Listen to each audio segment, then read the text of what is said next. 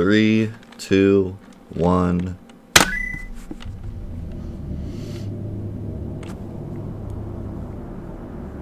don't know, Rayman's pretty dope. Especially Rayman 2. Rayman 2 is a great game.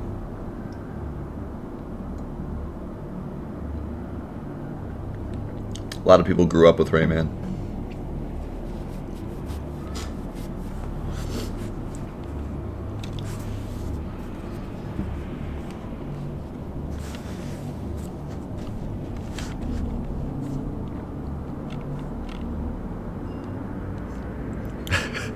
On what planet? This planet.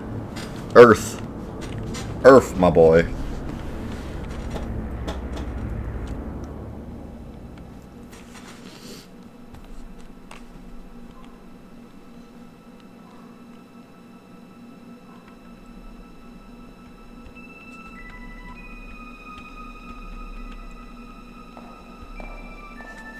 Earth.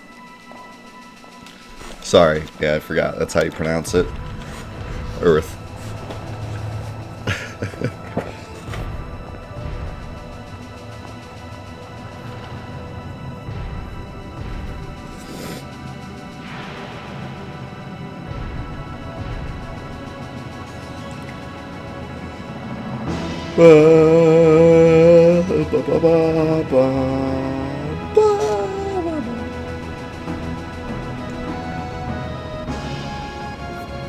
That's Earth right there.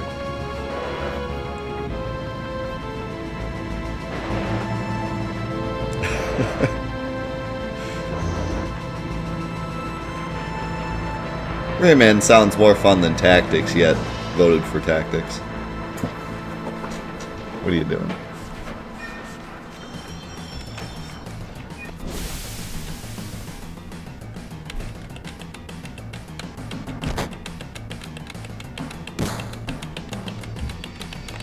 Oh, I thought you voted for Tactics. Maybe not. Never mind.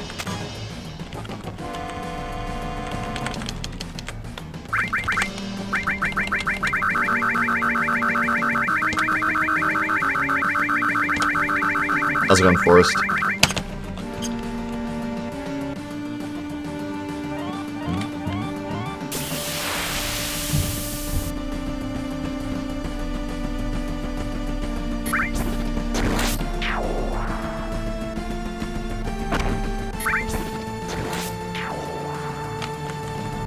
Yeah, I had a good time with Tactics for the first couple hours we played it, but I do think that a lot of Tactics games tend to get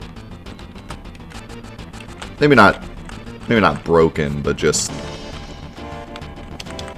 they get more and more complicated as they go, and so it's easier for stuff to get broken or annoying. Usually it's kind of hard for Tactics games to not get like super long and tedious by the end. Not saying that Tactics does, but just from most of the tactical RPGs I've played.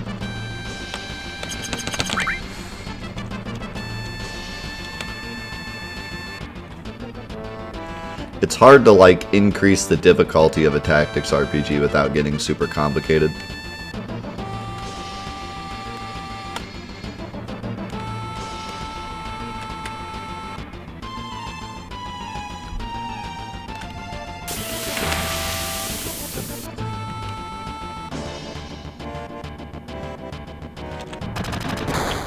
Well, I know there's like that glitch in Tactics too, which I decided not to use, but there's some like glitch in Tactics you can do to break it.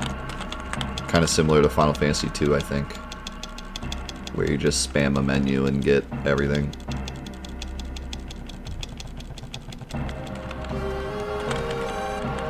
Because old Square games have perfect coding with no problems at all.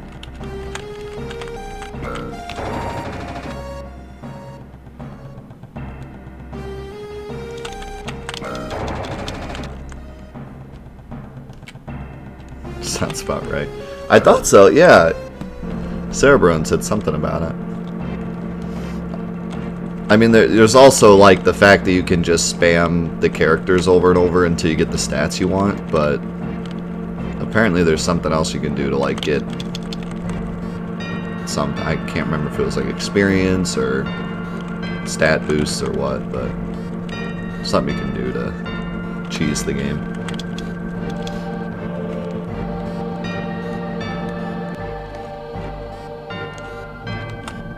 I always run into Jessie there, but you can run around her.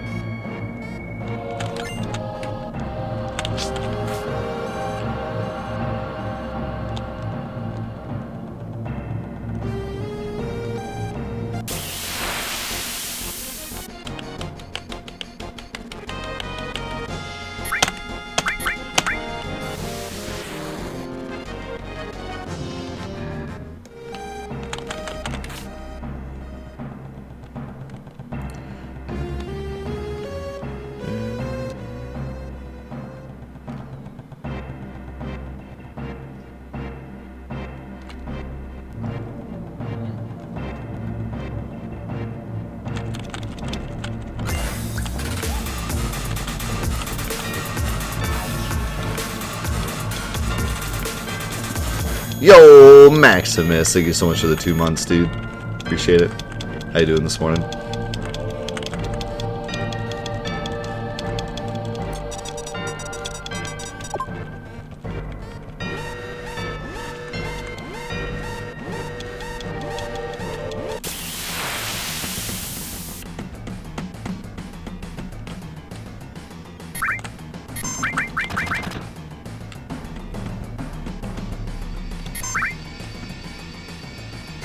It'd be cool if those first 2 soldiers had a chance to drop like a grenade you could throw here. Oh, that'd actually be terrible because then you'd want to reset till you got them, but you could like throw a grenade here. Could probably get past the tail laser. See you, Zen. Thanks for stopping by, man. See you in a little bit. Is he gonna hit Barrett again? Nice.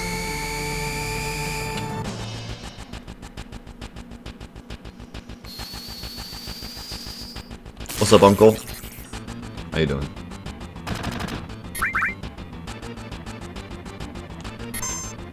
I'm gonna go ahead and wait.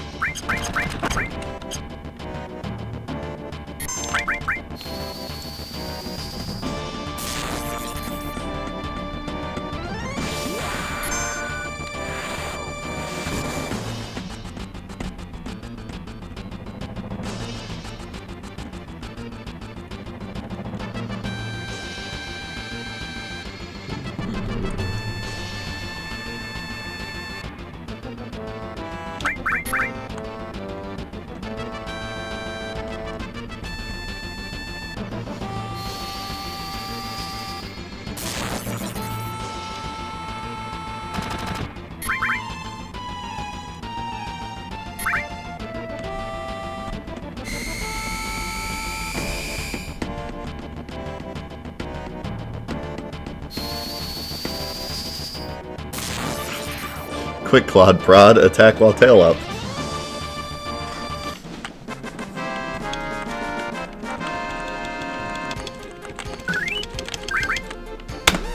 That was pretty good.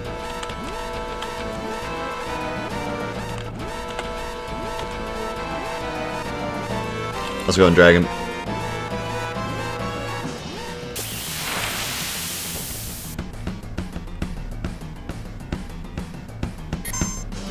What's up, Cold? How you doing today?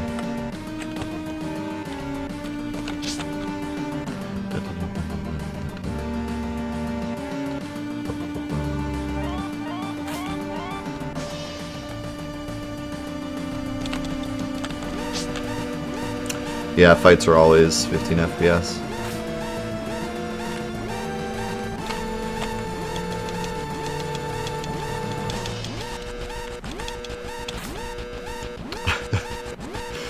That'd be pretty great.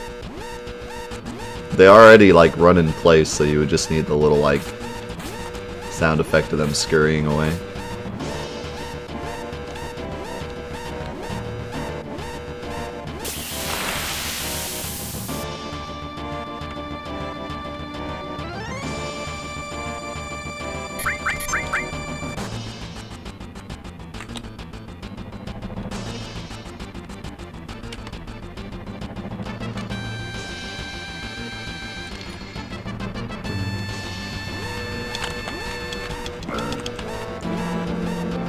Yeah, you have to. Or she doesn't open the door for you. You just get up here and you can't progress.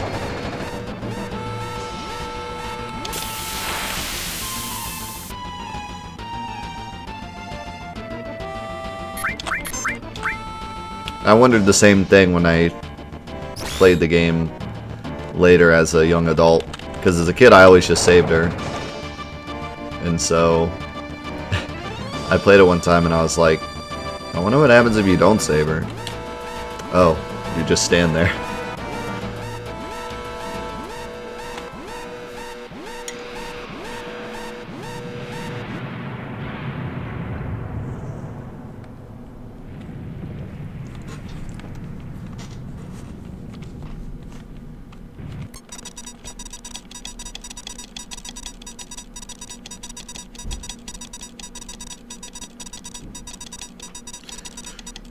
Yeah, I kind of like the scene where you have to save Jesse because it kind of teaches you to like talk to NPCs. This was still, you know, one of the first big Japanese RPGs to make it over to the States and kind of revolutionize JRPGs in America.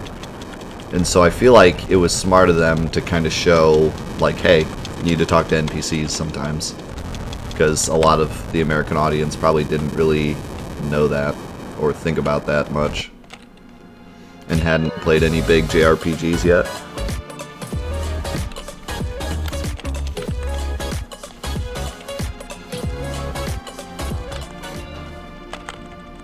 So I think it was on purpose. I think they did that specifically so you'd get the idea to talk to NPCs more. You know, back when games had good game design. Yikes. Yo, Uncle Wooly, thank you so much for the Twitch Prime, man. Appreciate that so much.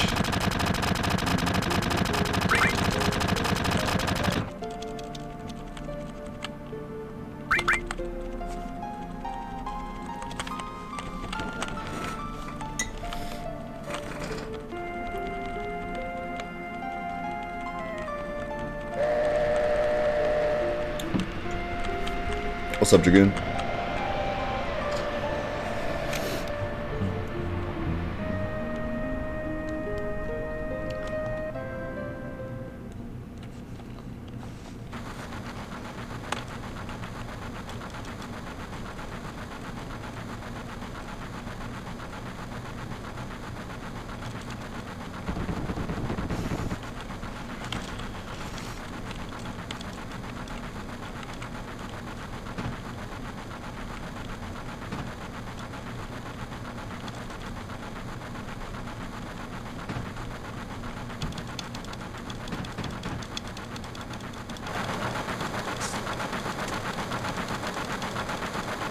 Yo, subs. How's it going?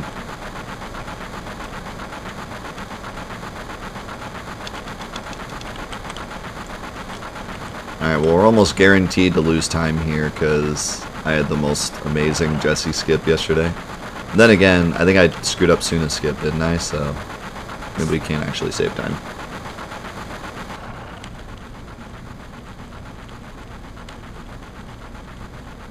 Let's not screw up Jesse's skip, though.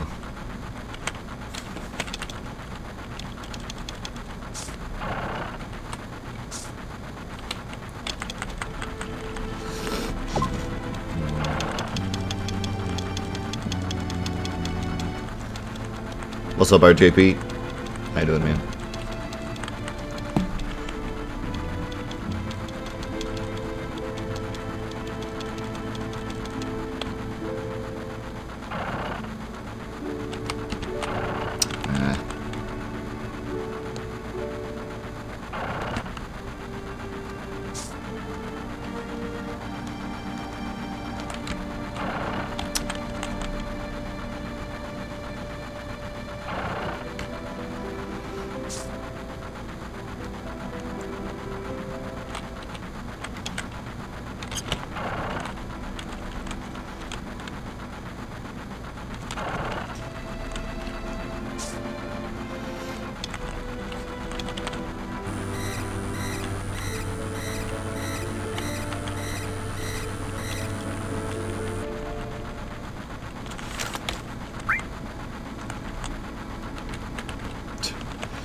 Well, I screwed up twice and I talked to Jesse afterwards, so that's a yikes.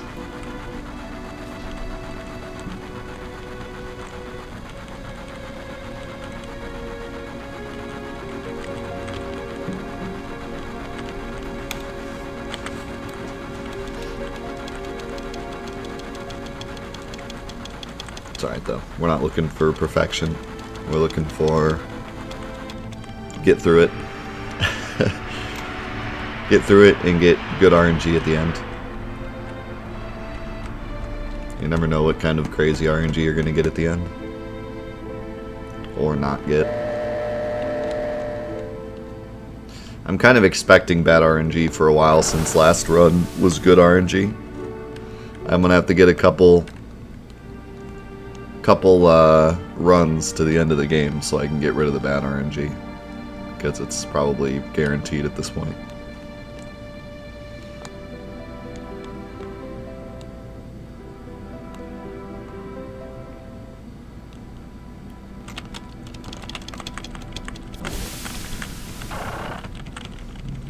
How do you vote? Just click the points tab on the bottom left-hand corner of the chat box. How's it going, Vagrant?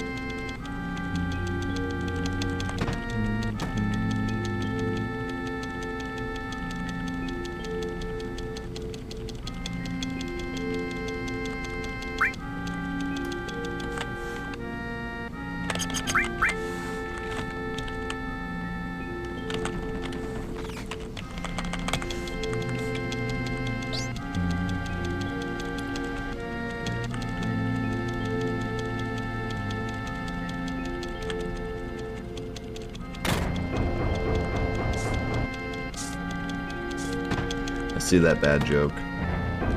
We'll do it during the well scene. Or the water tower scene.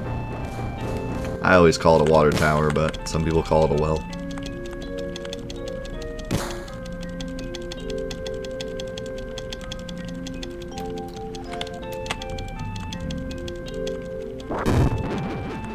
I think they call it a water tower in the game. But you can call it what you want.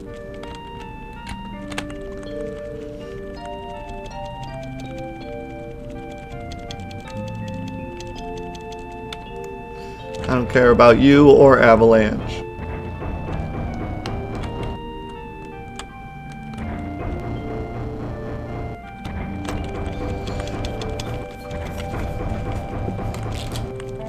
How's it going, Walker? Good to see you, man. Hope you're doing well today. Why does Slardar hate Rubik? Because he stole his crush.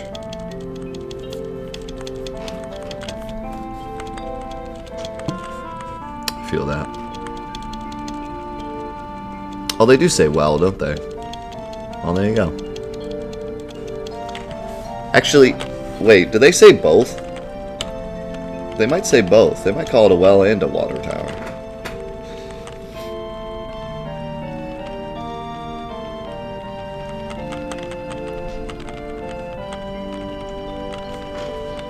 Let's just call it what it is.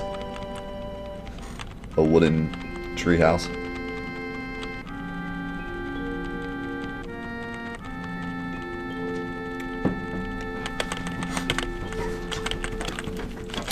I mean, I guess if we're going to be pedantic about it, it looks like that metal tube, like, is going into the ground to pull the water out, so that would be a well. A water tower would just be a closed thing with water in it.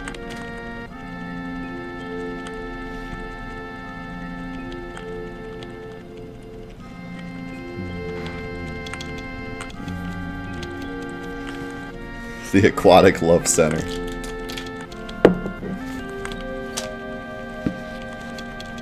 Why is Roshan depressed? He's been in that pit for ages.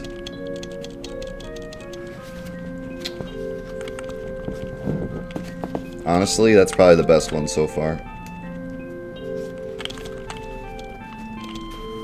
If I'm gonna be honest.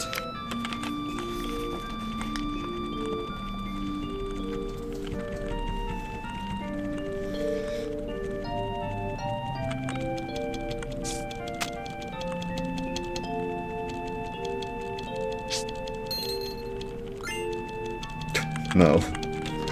It's not a joke book. Some 14-year-old Googled Dota jokes and put it in a book. And then put it on Amazon. It's not even a book. It's not even, like, published. It's just paper that's bounded. I don't think it gets to be called a book unless it's actually published.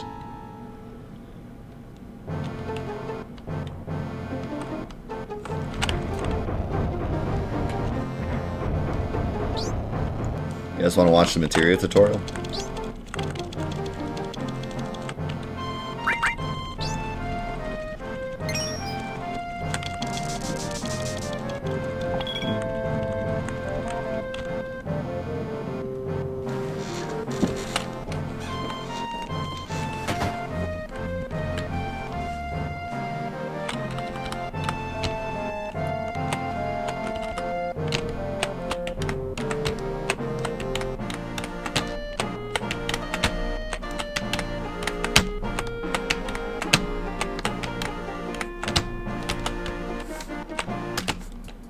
I went a little too far, so I had to like realign, but it still wasn't too bad.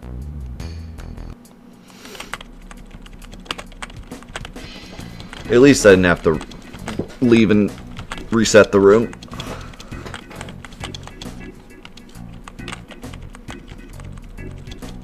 Oh look, it's Irith.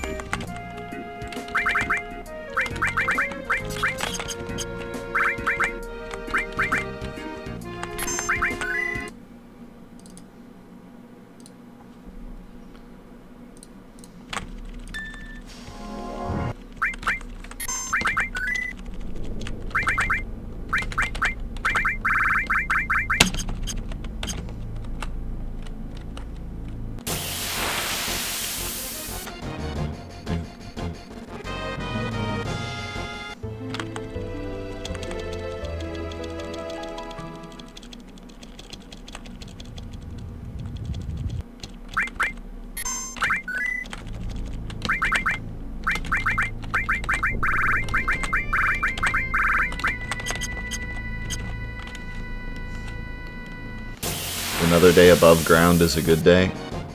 Rip coal miners. Way to disrespect the coal miners.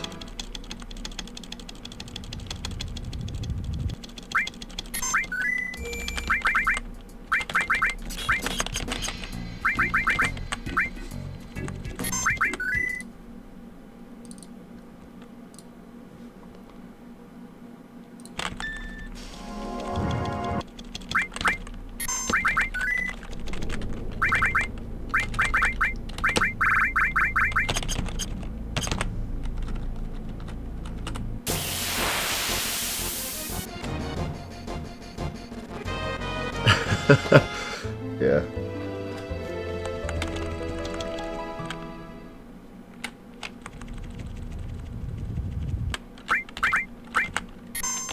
Almost hit new game, that would have been bad.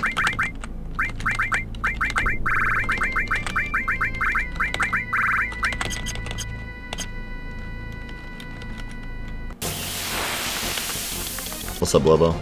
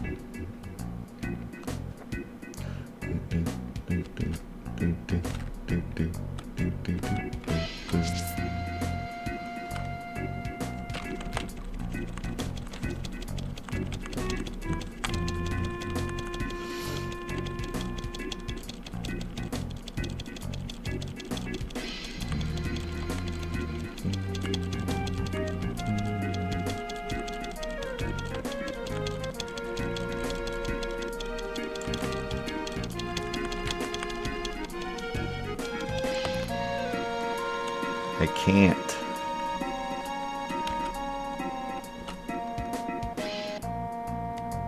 I can't dress up like a girl. Look at this manly physique.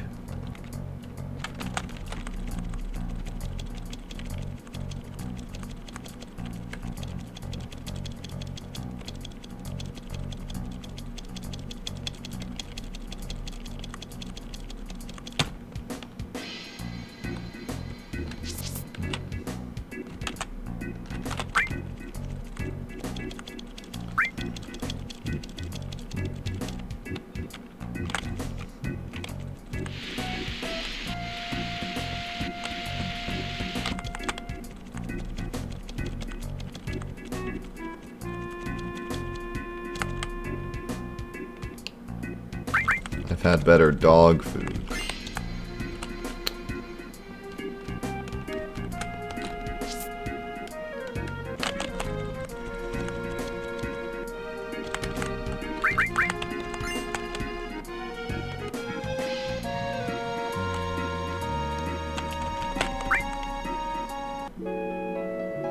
Uh-oh. I didn't talk to the boy.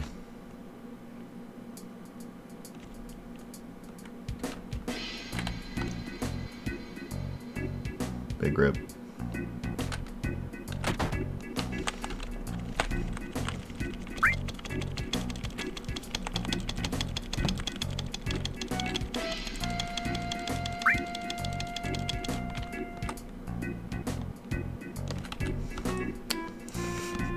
That guy with the hair, the spiky hair, he's always in the way. Dang, that was a really clean wall market too till then.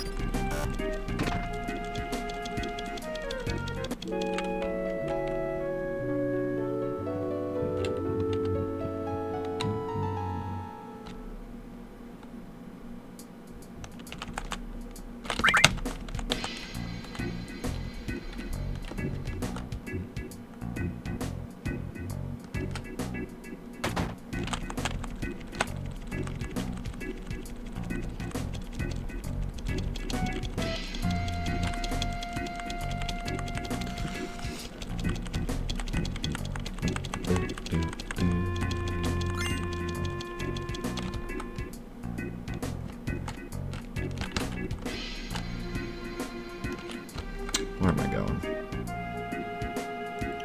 Thinking 3 steps ahead of myself.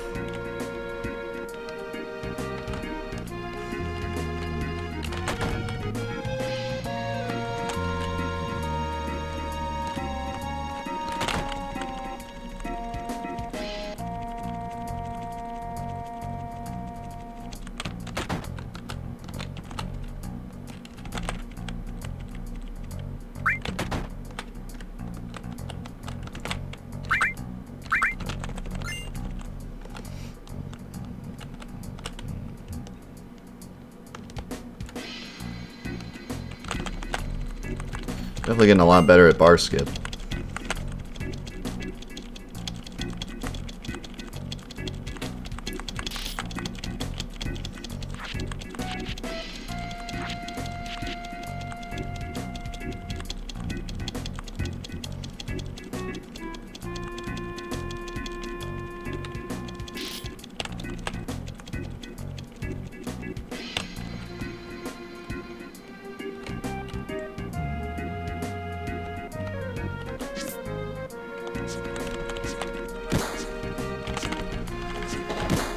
The big beautiful bro. Well, my original idea was to do it tomorrow, but we'll see. Maybe I... Ugh.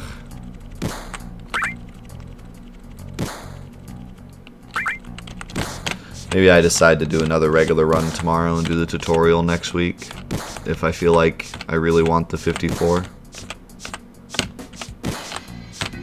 I mean, I'm really happy with the 155, it's just, I hate the fact that I screwed up the ending. So, if I could get a run where I don't screw up the ending, I would be a lot happier with it, but... we'll see.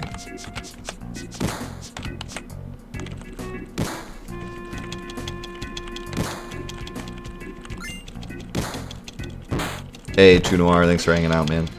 Stopping by, appreciate it.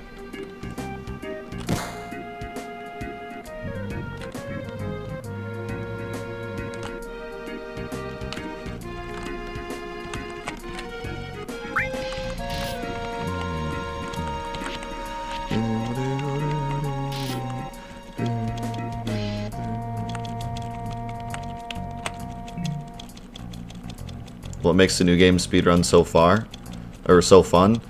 It's way better than the any percent route, because the any percent route has an insane amount of luck in it, and the new game plus route has very little luck. It's also a lot shorter, so the new game plus route is just a lot more fun. Now, if you're asking why running Final Fantasy VII in general is fun, it is a lot of mashing through text, but there's also a lot of fun stuff in it too. The new game plus combat isn't super fun because you just kind of blow up everything with Master Magic, but the tricks are cool, and the wrong warping is cool, and using the debug room to annihilate the final bosses is cool.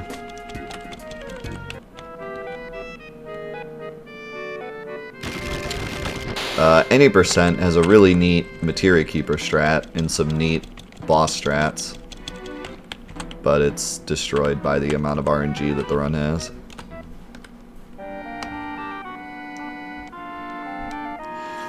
And I don't want to make it sound like just because a run has RNG, it's like automatically bad. In fact, a lot of runs that have a ton of RNG, like roguelikes, are actually really fun because they're different every time. But Final Fantasy VII's RNG is just really dumb. It's just not fun RNG. It's 12.5% chance that you lose 30 seconds because reasons. So it's just not fun. It's not the fun type of RNG where you need to think on your feet and, like, you know, take hold of the situation and use what you have to complete the mission. Like, no, it's just 12.5% chance every time you miss it. You lose 30 seconds, and that's it. And that's just the beginning of it, so. But in New Game Plus, the only real RNG dice roll that can completely destroy your run is Wrong Warp RNG, which is only a 1 in 4, and if you miss it a few times, it's not a big deal, especially with enemy lore. With enemy lore, you only lose like 15 seconds every time you miss one, because the encounter rate's so much higher. Yeah, Materia Keeper has like a 30% chance to trine you, so in any percent you have like a 30% chance of just dying to Materia Keeper at any time. Which is another crappy RNG roll in any percent. There's just so much crappy RNG stuff in any percent, it's terrible.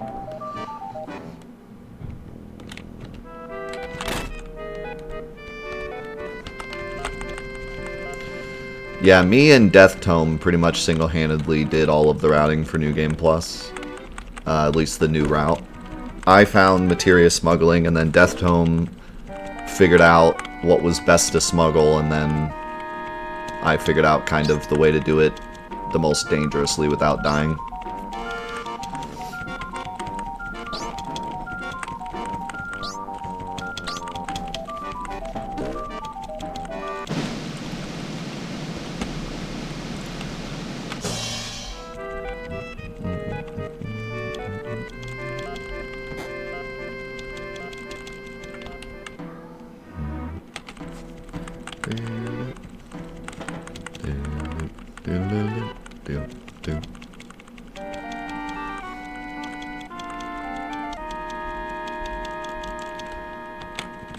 The RNG is horrendous in any percent. I play this game practically for a living, and I quit the speedrun in a few months. And never went back to it. That's how terrible it is. I play pretty much all of my favorite games as a speedrun, just because I like running them. But any percent is so terrible that I completely gave up on the category. How's it going, Blood Angel? How's it going, Martin? Thanks for being here. Thanks for pulling the midnight shift.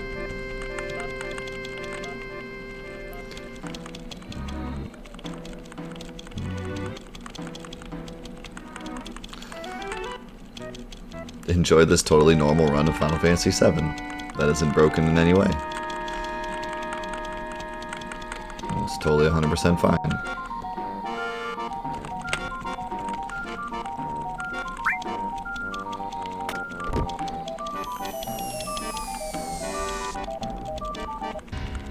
That's pretty much exactly what any percent is, except like 2.5 hours in, not 4 hours in, but yeah. Any percent is do Midgar, do the Nibelheim flashback, and then reset. It's fantastic. But it's not all bad. There's some cool stuff in any percent, like the Lucky Sevens Materia Keeper strat and stuff. But there's just so much terrible stuff.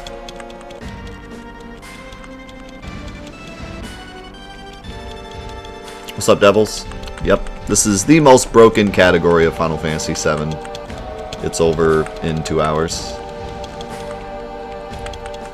This is as broken as it gets.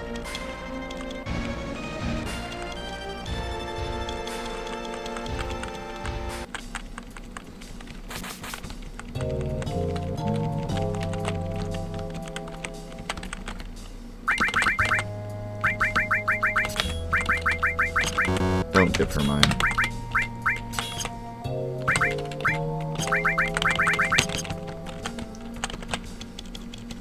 I used to give her mine and I realized there's no need.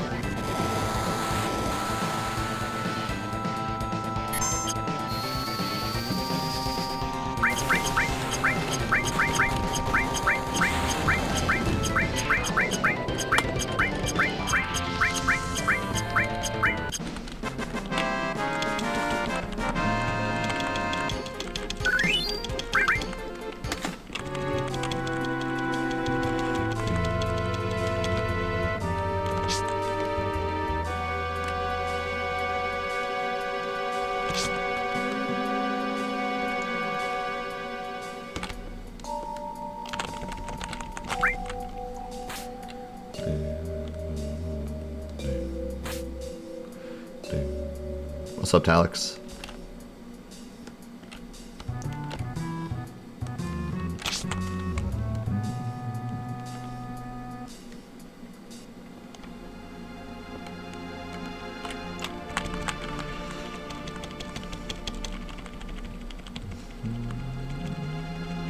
Thank you guys for being here.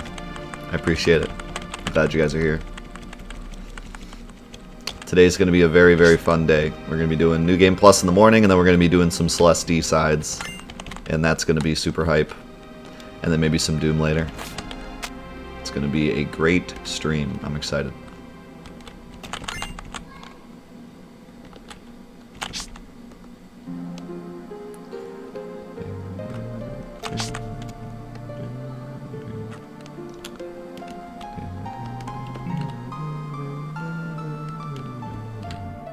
I know I still have a bad joke to get to. I'm going to have to get to it when we watch the plate scene. How'd the new D-pad go? Pretty good. It still feels a little weird. I still need to get used to it. I've found that I need to be a lot more deliberate with my button presses because each button is separate. So I can't just rest my finger on the down button to the left and kind of get a left input for diagonals. I have to actually physically press down and left, which is causing some issues sometimes. But I'm glad it's causing issues because it's going to force me to deliberately press the buttons better. So it's gonna hurt at first. Like, it's gonna take some time to get used to, and it's gonna make things difficult at first, but it's going to teach me over the long run, and I'll have better mechanics for it. So, there's going to be some growing pains, but it's going to make stuff better.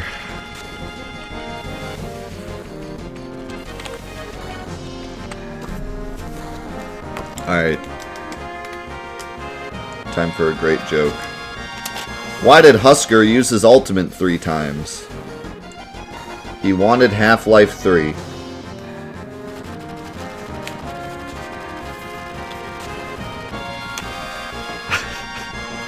Can you get any more meta than that? I'm sure they were so proud of that joke. They're like, oh my god, dude, this is the most meta joke.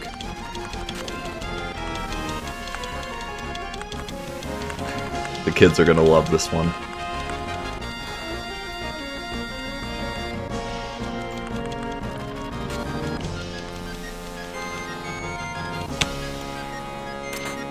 What does meta mean? Relevant, pretty much.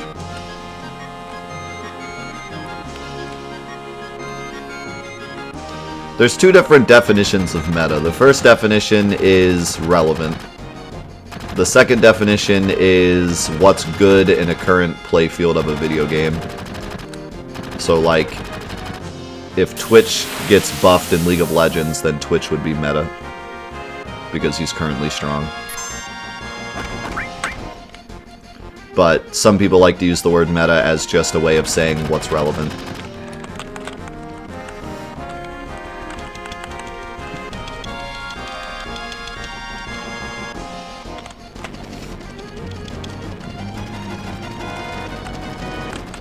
Actually explained that a lot better than I thought I was going to.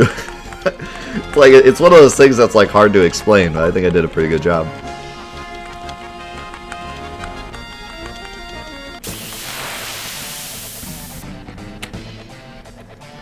Proud of myself.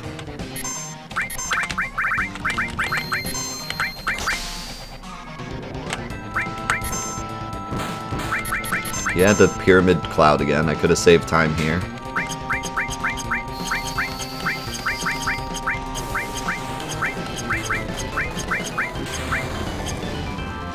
Oh, by the way, let it be known that I knew something my wife didn't yesterday. I was pretty excited.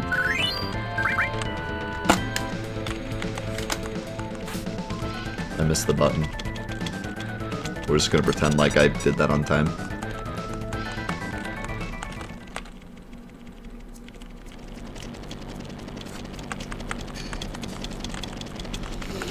Yeah.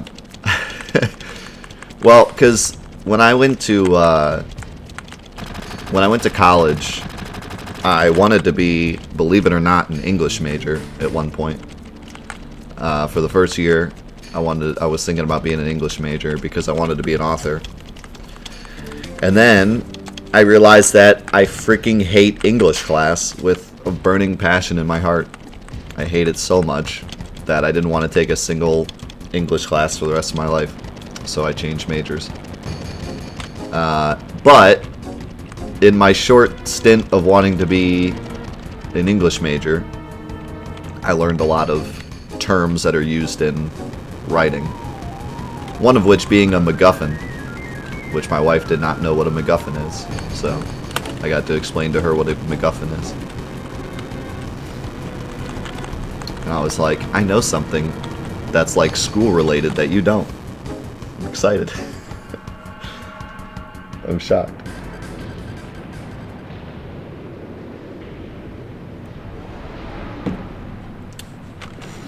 Yeah, MacGuffin is a new McDonald's sandwich. I get 2 large fries and a MacGuffin. To go, please.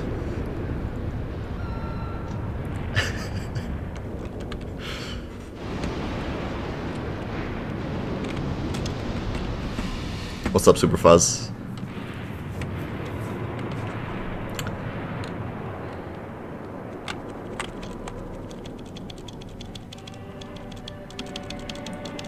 Yeah, in retrospect, being an English major was not a good idea anyways.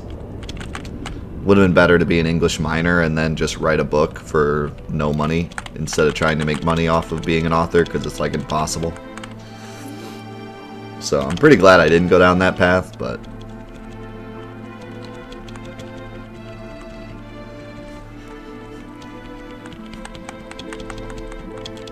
No, I started school as an English... Well, I started school as a no major, whatever they call that. Because I was thinking of being an English major, but I didn't know yet. And then I decided to be a computer science major, and I did that for technically 2 years. And then decided that wasn't for me, and then changed to a communication major.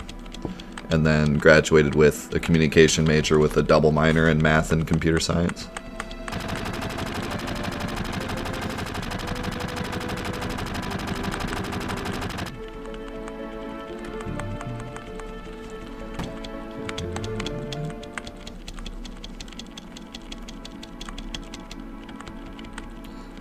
So basically, I'm a communications major who knows JavaScript and can do math. That's about it. So, I'm a communication major that took Calc 2.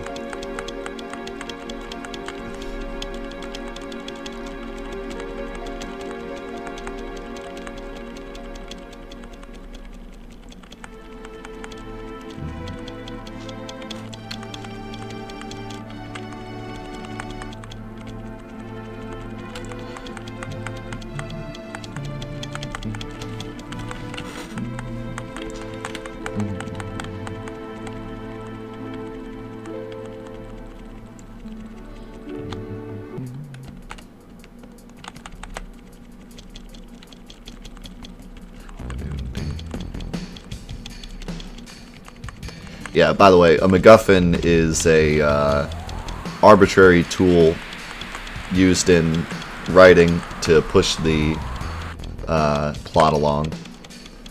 So whatever the item is that the characters are looking for, or a certain character in particular that pushes the plot along, if it's only one element that pushes the plot along and doesn't actually exist other than just to push the plot along, then it's a MacGuffin. My favorite example of a MacGuffin is literally the entire Harry Potter series. If you take Harry Potter and the blank, whatever the blank is the MacGuffin. So like Harry Potter and the Sorcerer's Stone is the MacGuffin. Harry Potter and the Chamber of Secrets is the MacGuffin.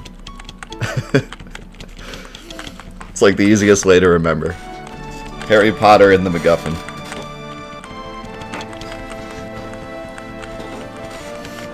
Yeah, in a way, the black materia is a MacGuffin for a small part of Final Fantasy VII because they don't actually understand what it does, they just know that they need to go get it.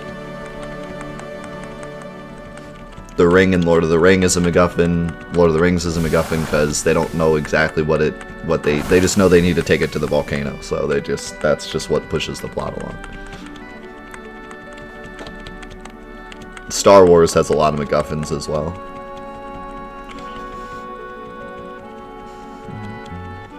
I would say video games in general use MacGuffins a lot, just because there needs to be something that the player is trying to obtain. They need to push the plot along because gameplay. MacGuffins aren't necessarily bad in video games. They're actually kind of good in video games. Usually they're seen as not good in movies, but some movies tend to use them specifically, like on purpose, like Lord of the Rings and Indiana Jones. They use them in a good way, but some movies use them in a very bad way.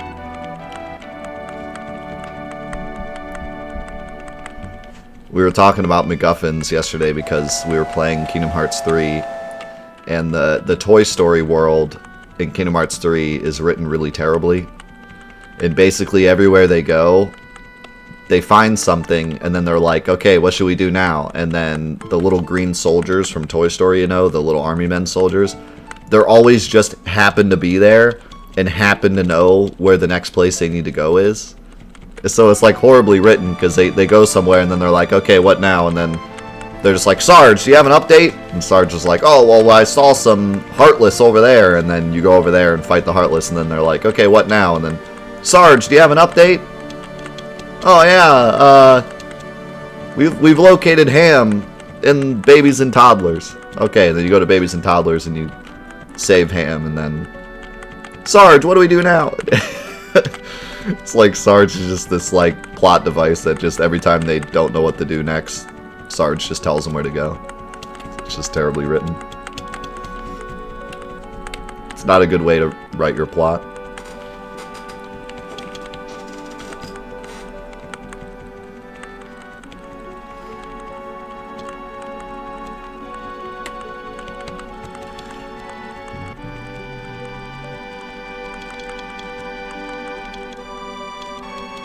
It's usually a thing, but it doesn't always have to be a thing. MacGuffins can also be characters. Characters, events, objects.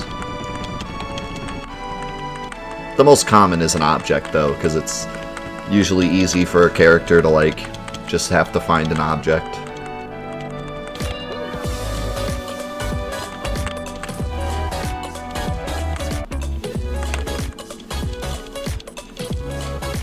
There ain't no getting off of this train we on.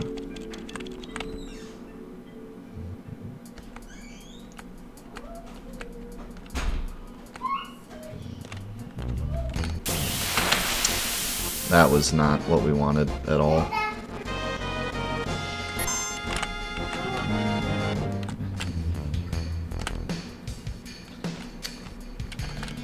What are we bringing me? Snack. Ooh. I like snacks. This. I want go. Bye, Benny. Bye, Daddy. He made a snack and wanted to share. Thanks, Benny. Thanks for the snack.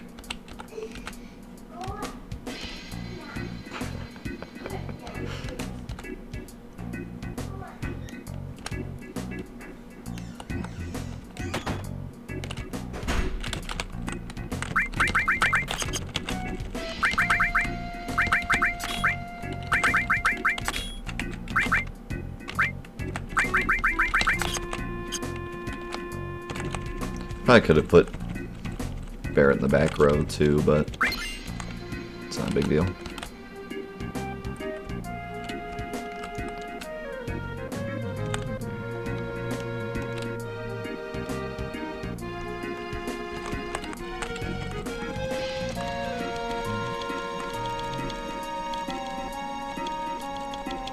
Right, yeah. A MacGuffin is usually like bad because they only exist to push the plot along.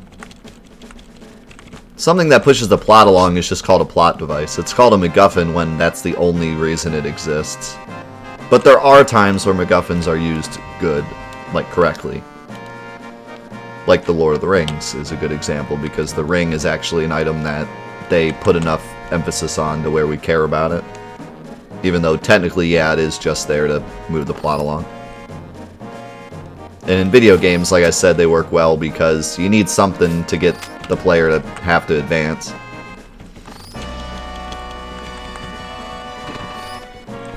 Because video game characters are not movie characters. You can't just write them to go forward. The player needs a reason to go forward and know where they're going.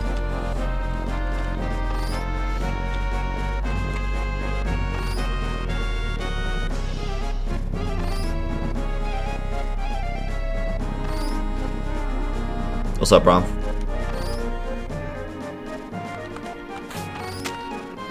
We can save a lot of time here.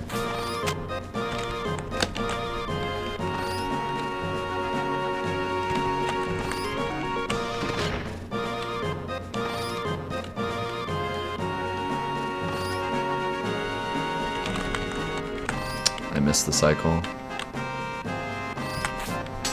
But at least we made the jump. You have to be so fast to make that cycle. I hesitated a little bit on that last climb, and it cost me.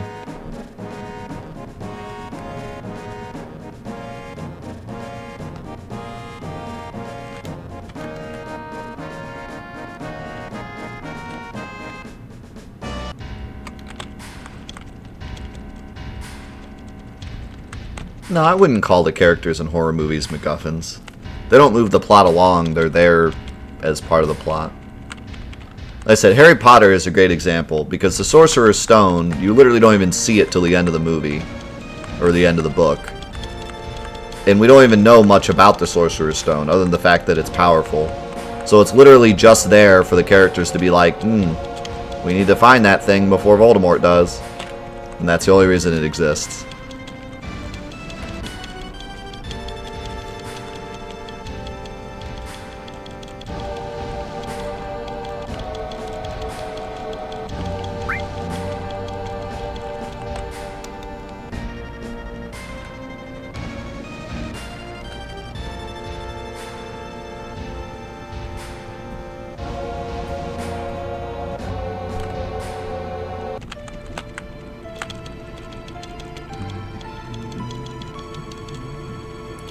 And sometimes, like, characters can be MacGuffins. Like, when a character is, has absolutely no character whatsoever, but they're just captured at the beginning of the movie, and then the whole rest of the movie is them trying to save that character. I'm sure there's many, many examples of that. Just name, like, any any movie where the sister or the mother or the brother or the daughter or whatever gets captured at the beginning. And then they just spend the entire movie trying to get them back, and they don't actually have any other character trait other than being captured. Peach, yeah. Peach is literally the MacGuffin of Mario, because she does nothing other than just get captured, and then you just go rescue her. And Mario has no other reason to beat up Bowser other than to save Peach. So yeah, that's a really good example. But again, see, that's a good example of a MacGuffin, because we do want to save Peach, and we do need a reason to run through the levels, and so it's a great reason. And back then, it's not like we needed some in-depth story as to why Mario's going around stomping on Goombas. Like, it just makes sense, like, hey, we need to save Peach.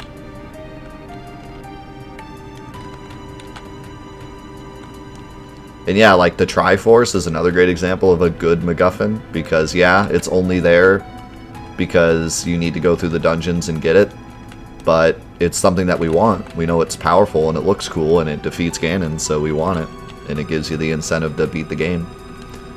So that's a good MacGuffin. So I'd be hard pressed to find a MacGuffin that's like specifically bad in a video game, but I'm sure there are some examples.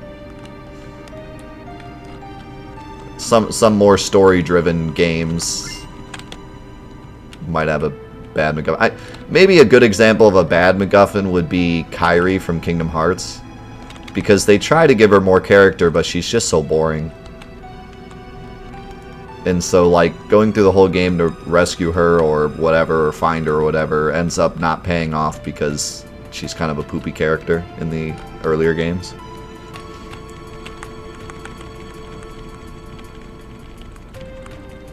Luckily, they kind of fixed her in 3. Kind of.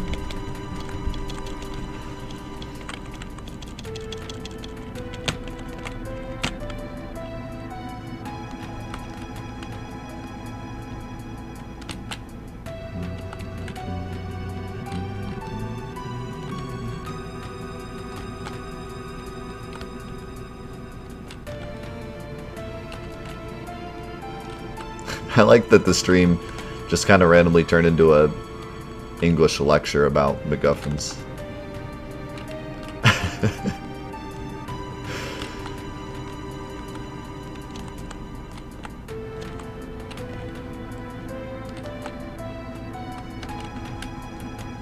Like I said, the black materia is sort of a MacGuffin, but you don't. It's not the whole story. It's just a very small part where you're going after it. I wouldn't really call it a MacGuffin too much. Because you do know what it is and what it's for, and it does have a more relevant place in the plot later. There is a small point where you don't really understand the black materia, but you're just trying to get it so that Sephiroth doesn't get it. So at that point you could say it's a MacGuffin, but later you learn about it and it does things and it actually matters, so...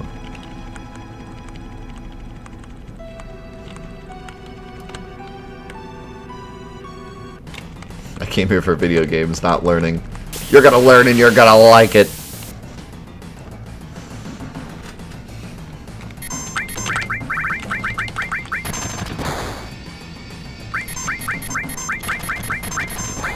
Hey, see you, Martin. Good night, man. Good job today. Good work.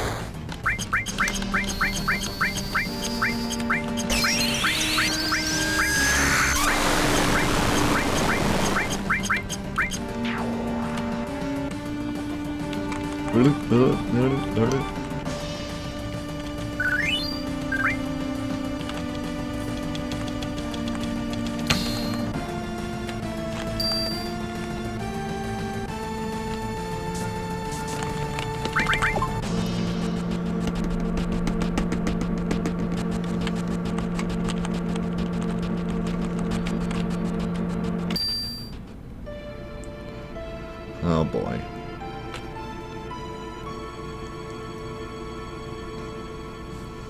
My favorite part.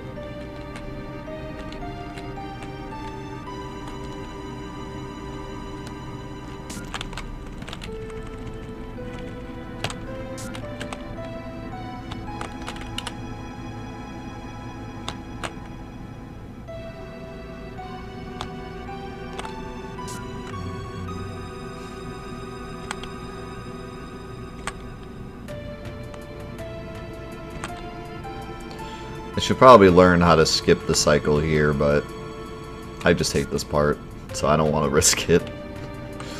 But you can, like, upcoming here, you'll see I'll wait on a cycle because it's it's like a harder cycle that's not really worth going for a lot of times.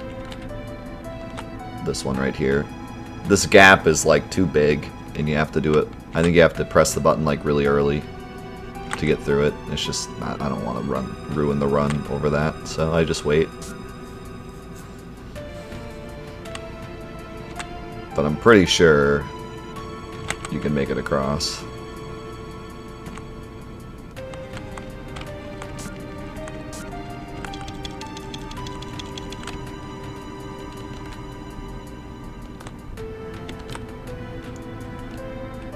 What are those statues? I don't know, but those guys really like to watch them. Really like to watch those statues.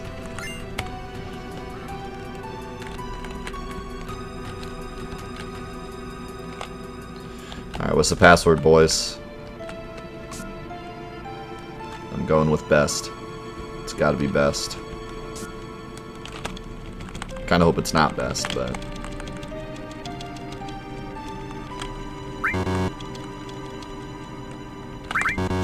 Darn. Ah. That's annoying.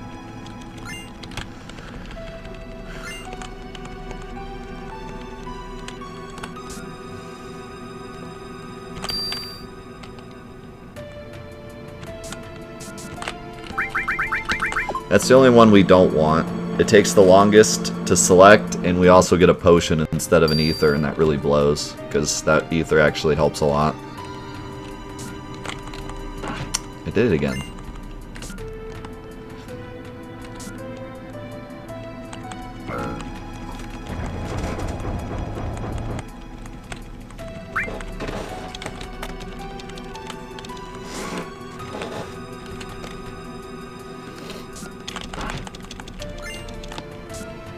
What's up, Cerberus?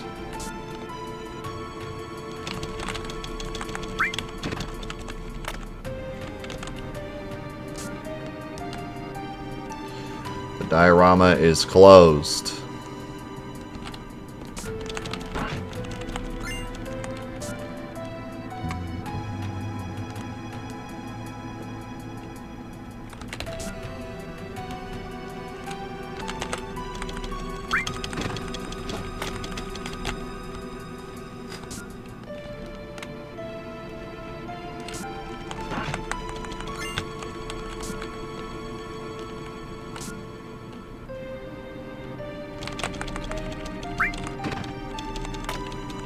Whoever designed the room like this was on some kind of drugs.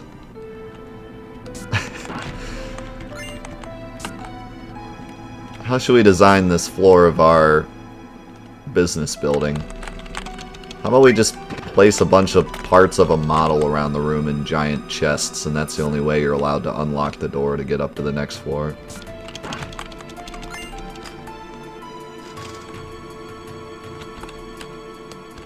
That makes sense. How's it going, Brian?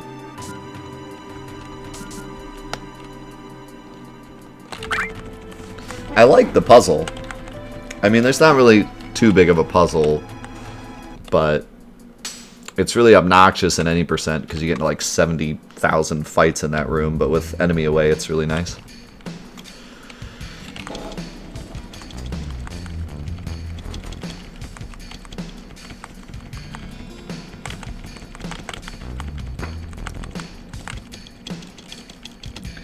I love how this scene is more than halfway through the game in this route.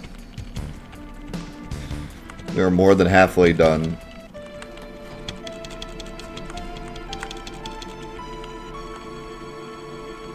Yeah, and then someone goes in, after they destroy the plate, they go in and remove that part of the thing. Like, they needed it to be accurate. Like, oh, well, this area's gone, so we gotta remove that from the diorama. It's gotta be accurate.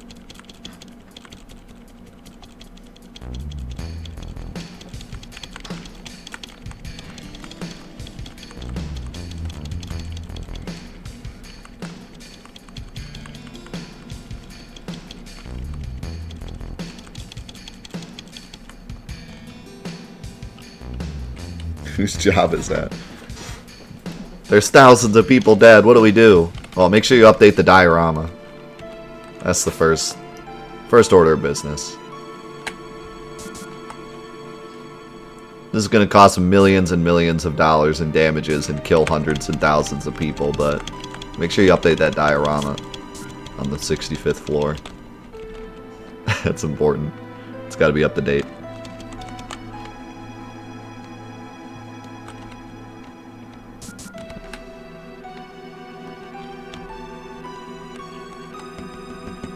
Good night, Kenny. Have a good one. Let's go, Draco.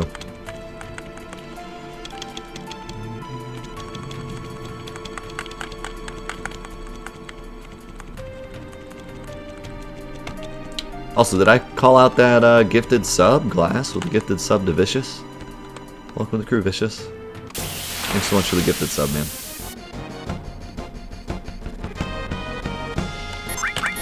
Oh, sweet, we can get a carbon bangle. Also, they smacked Cloud, which is annoying. Now I gotta heal him.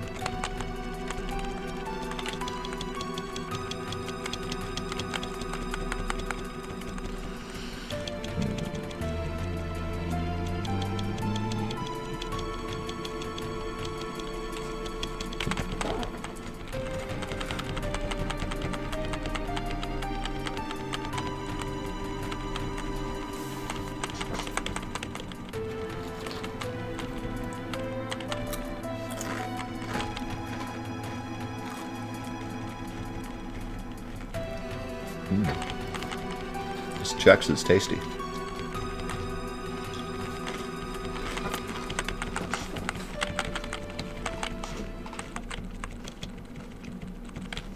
Hey, Metal Gear Solid was a popular game at this time, okay? They knew what they were doing.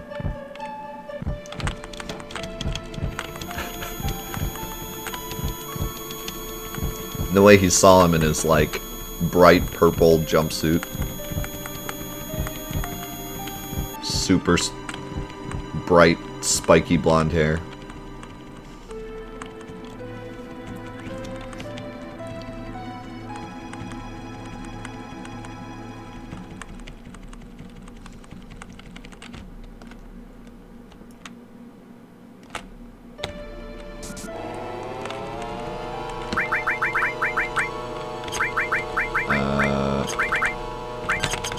Forgot what I was doing for a second.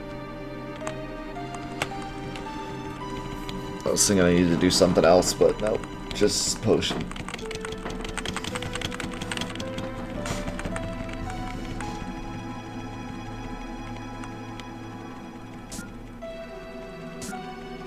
Whose footprints are these? How's it going, Utley?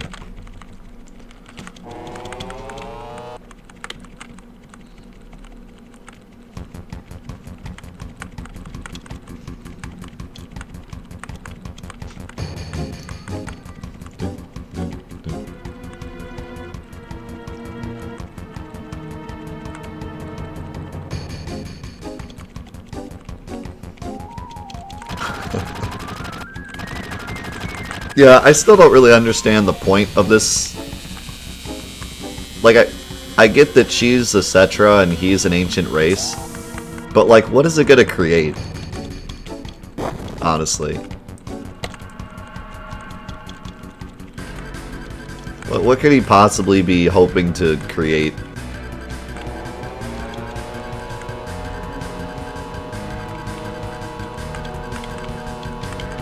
Also, what did he think was gonna happen putting Red 13 and Eris in there?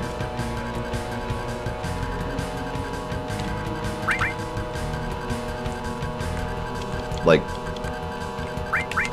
we're not gonna name Red 13 this time. I don't think he has enough dialogue to matter. He only talks for like 2 scenes. Don't hit Cloud.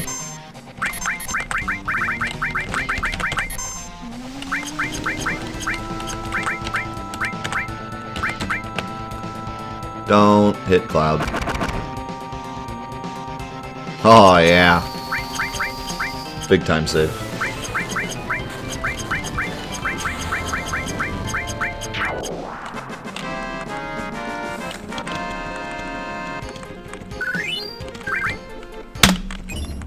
Now we're talking.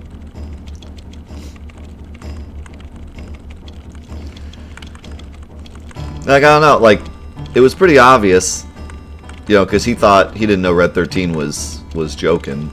It was pretty obvious that Red 13 was just going to maul Eris. So, like, what was the point? To kill the last Ancient for, like, no reason? Isn't there better experiments to do with the last of the Ancient race than just put her in a jar with a monster? Like, what? It makes no sense at all.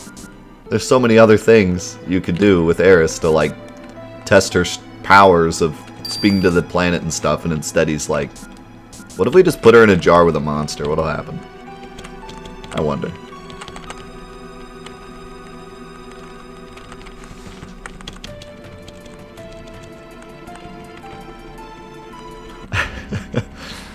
I mean, I know he wanted them to mate, but, like, I don't think he thought very far. I don't think that plan went too far.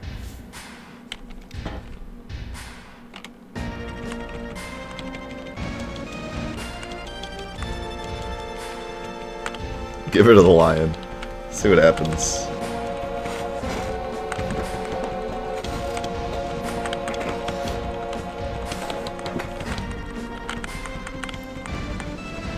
Give her to the Charmander.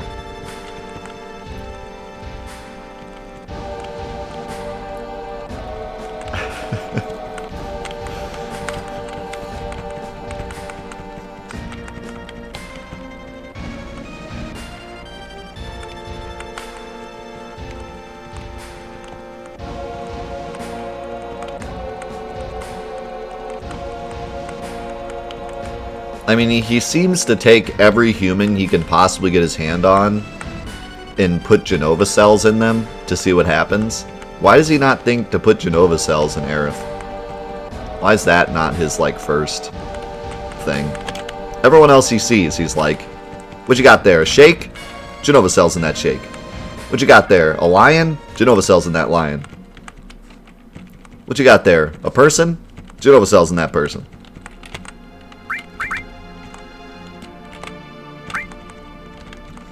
Not Eris. Eris? What you got there? An ancient race of the planet that can talk to the planet and has superpowers? Put it in the cage of the lion, see what happens.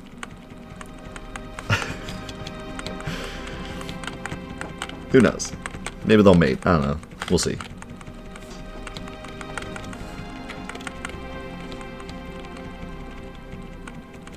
Maybe he ran out of cells.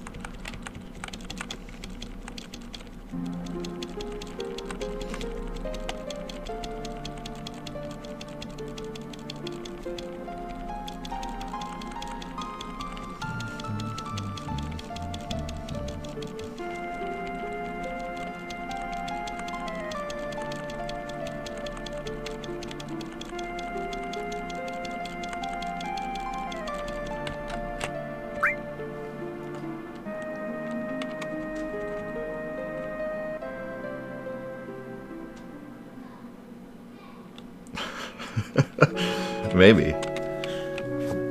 It's possible.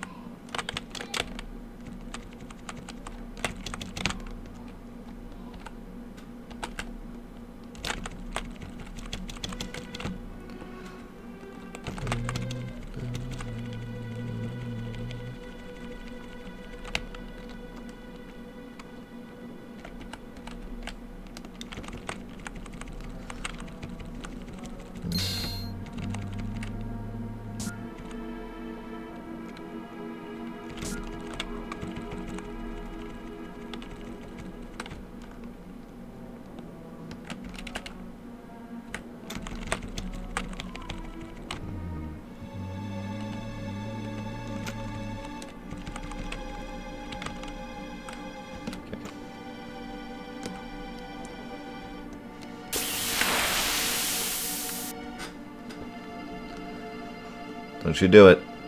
Oh, it's a back attack. They're gonna do it.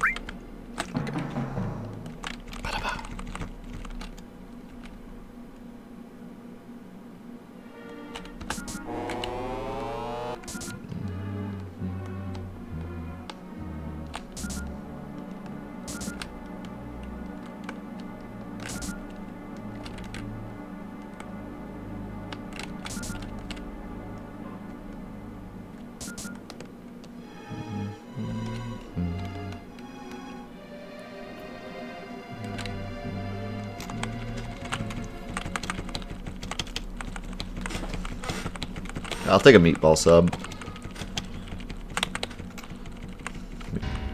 Sounds good right now. I haven't had Subway in forever. I don't even know if Subway, like, does delivery stuff, and I'm not going to a Subway.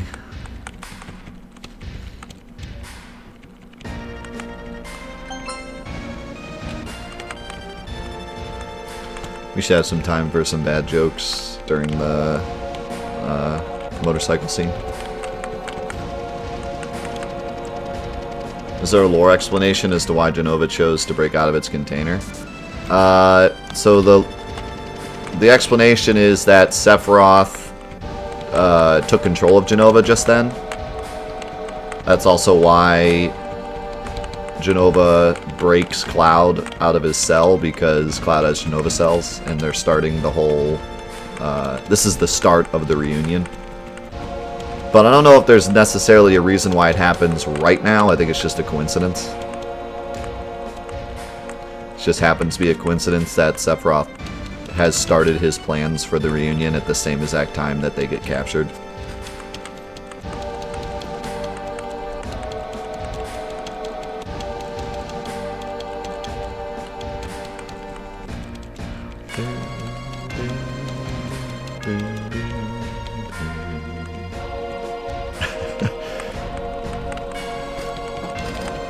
But yeah, basically Sephiroth begins the reunion right now. So the Jenova, the big pile of Jenova cells becomes the Sephiroth clone and breaks Cloud out because he has Jenova cells. Because MacGuffin.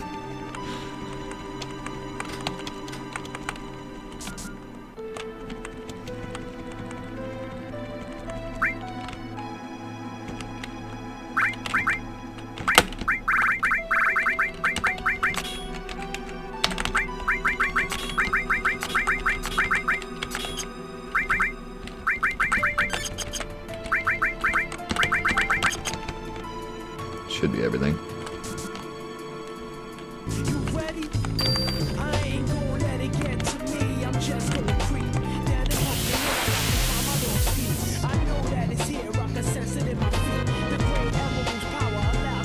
Yo, Glass with another gifted sub to Jerk TT.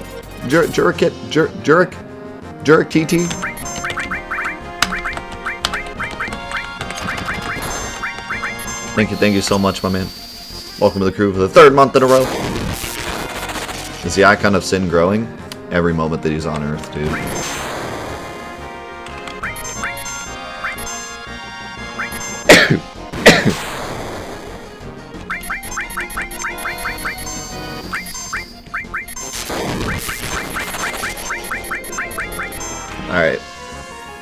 Don't attack Red 13.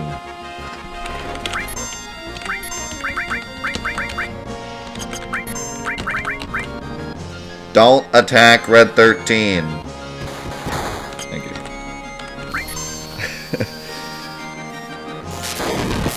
Thank you, sir.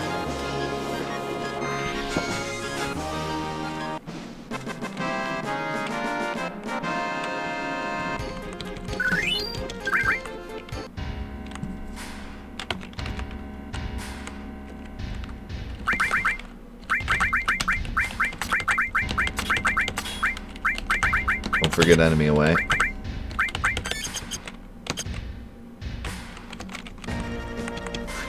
Do not forget enemy away.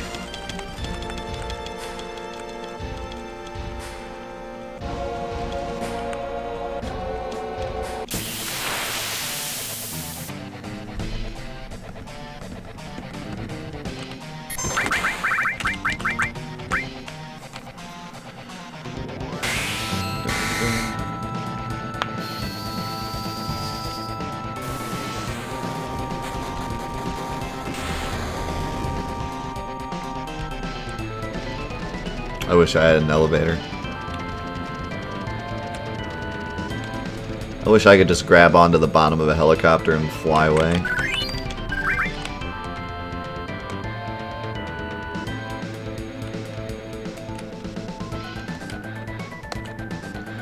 Don't get into a fight, don't get into a fight, don't get into a fight.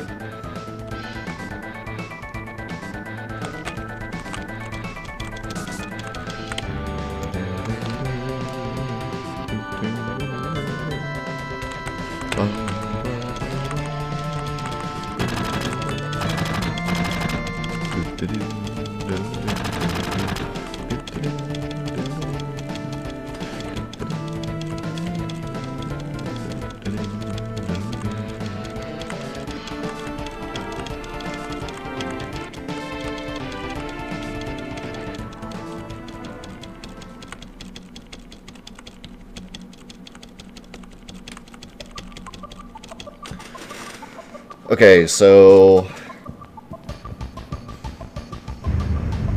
front row, mime on Barrett, enemy lore on Tifa.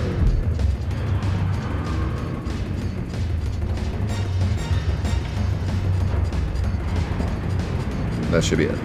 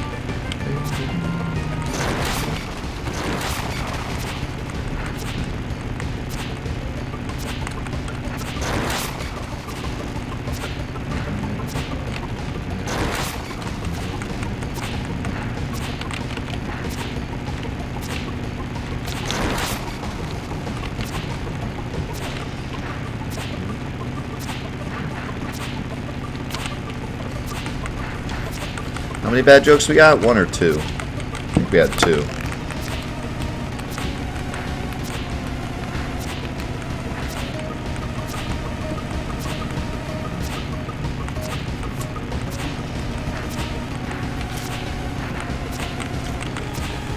Why is EG protecting Fear? They have to defend the Ancient.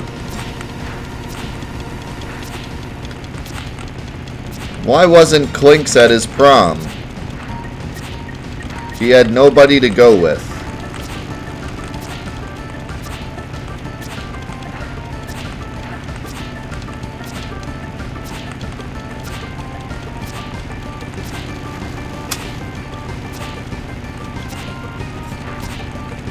Back up, boys.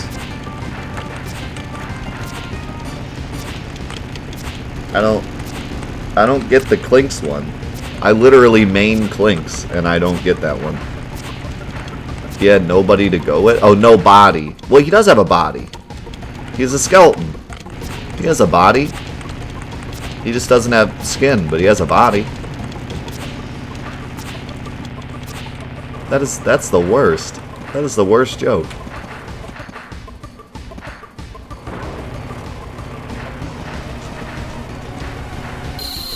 Yeah, but the joke was no body to go with, and he has a body.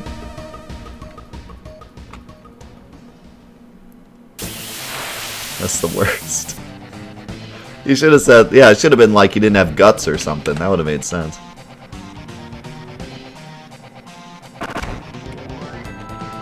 Alright, don't attack Cloud.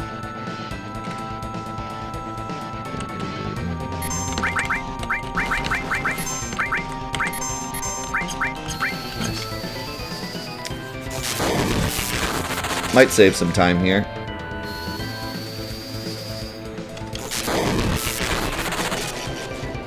So this is a pretty rough start, but Shinra HQ went really well.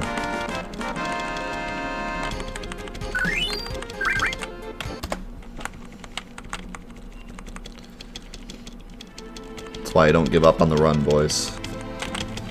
Never give up. Never give up the run.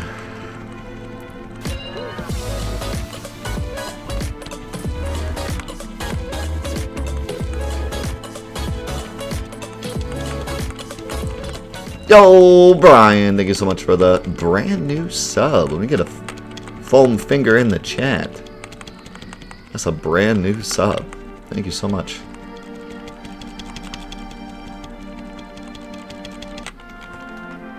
I still have never practiced this trick.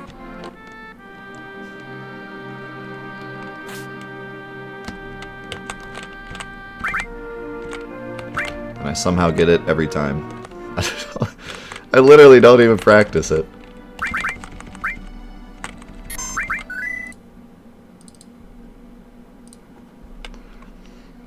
Yeah, that's Ben singing the song of his people.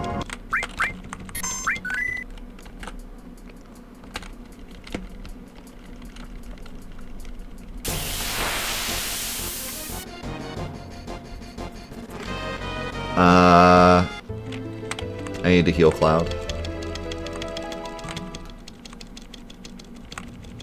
See you, Darkness. Thanks for stopping by.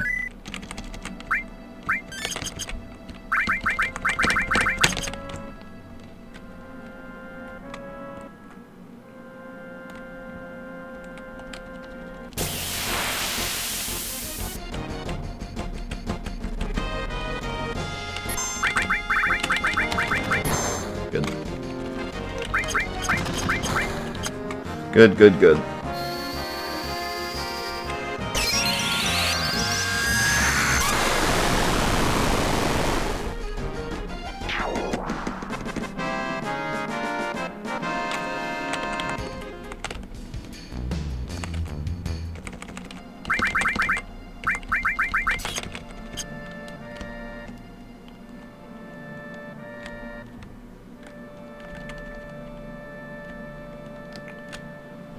Okay.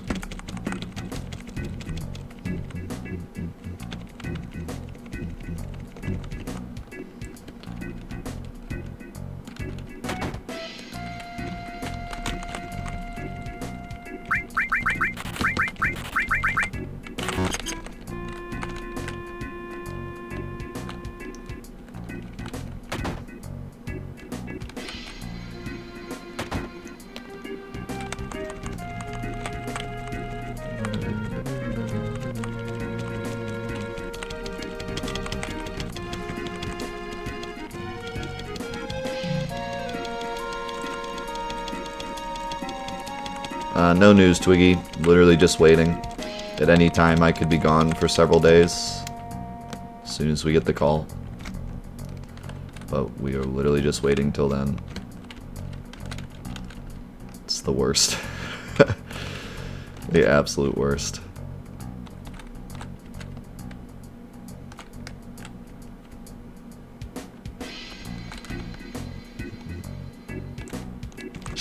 That's a game over warp. Basically, when you game over on that file, which has some goofy memory due to a glitch we did, and you load up another file and you complete a fight, the game tries to place you on the same field ID as you were on the previous save file. And so it places you in Mount Nibel. And then when we go to Rocket Town, the game just thinks we're in Rocket Town. So it skips pretty much several hours of Disc 1. But we don't actually do this to skip Disc 1. We do this for the Tiny Bronco. Because the Tiny Bronco is all we need to skip to the end of the game.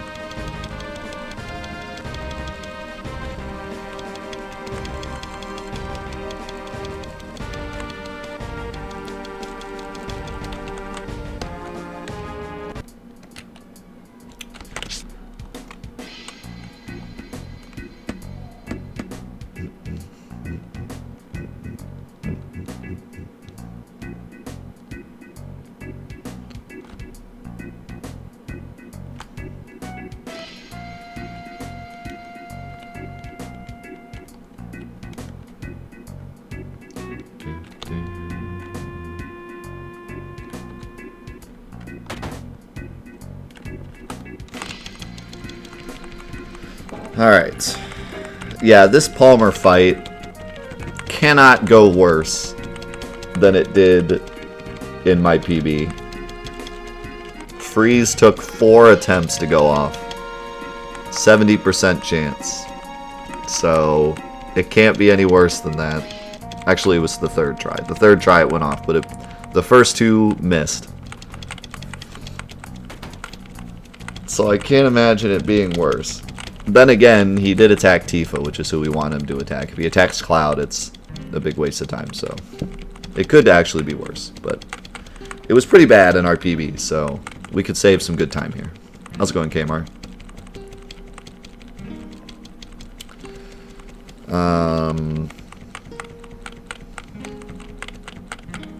Do not forget to put the game in wait. Wait mode. Trank on Barret, heal Barret. That should be it.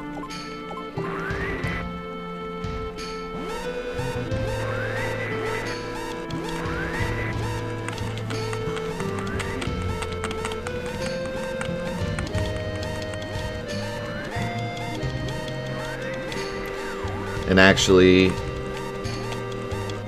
I could go ahead and put an enemy lore on Tifa as well while I'm in this menu. Doesn't really matter if I do it now or later, but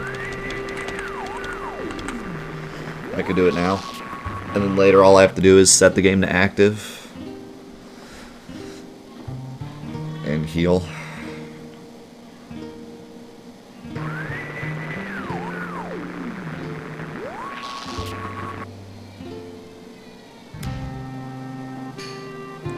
So far I haven't had any issues with saving my PBs, although I still have some issues with live split on occasion, but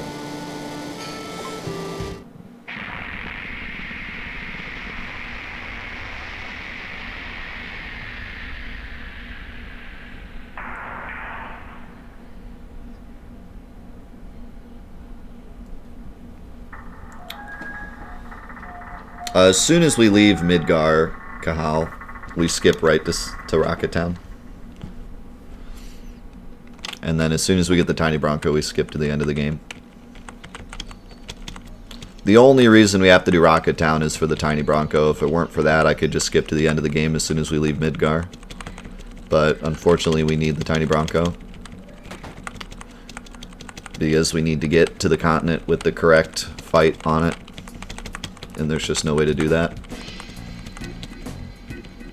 You're about to find out in a few minutes. Is there a good video to watch about lore? Well, my in-depth series goes into all the characters themselves, if you want to watch that.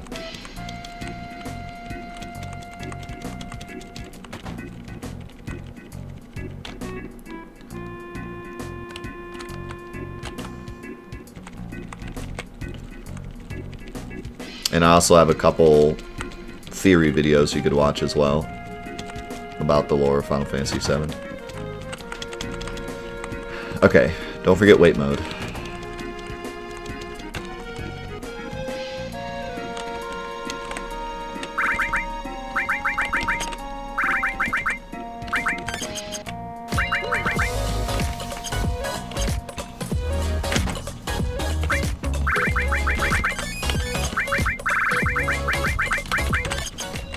Almost forgot Barrett. Okay.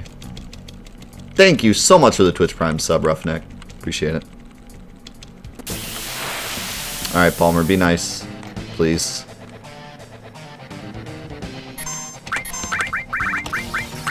It was not nice.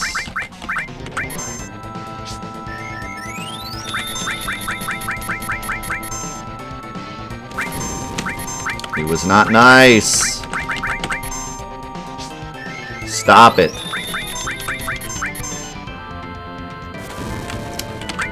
Unbelievable, dude.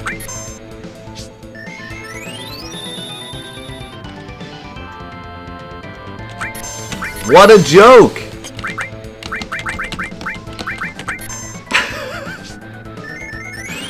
What an actual joke.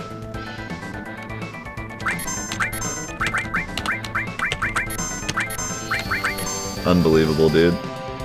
4 times. 1 in 3 chance. 4 times. At least freeze work.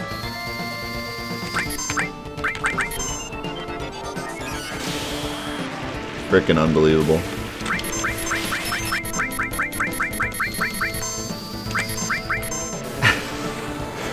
That is the most unbelievable garbage luck.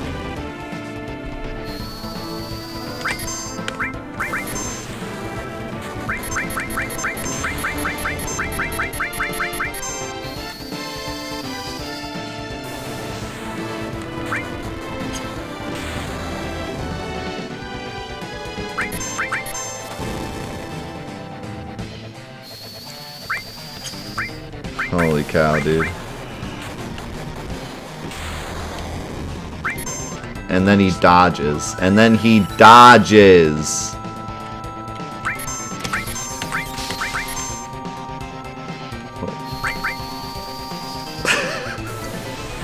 This is the most ridiculously terrible Palmer fight.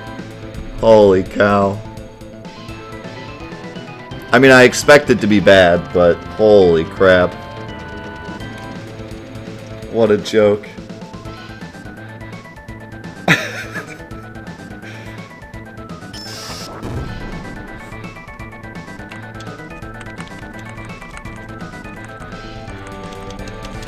We're still doing alright.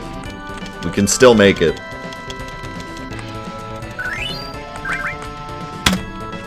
But holy cow. Yeah, I blew it, man.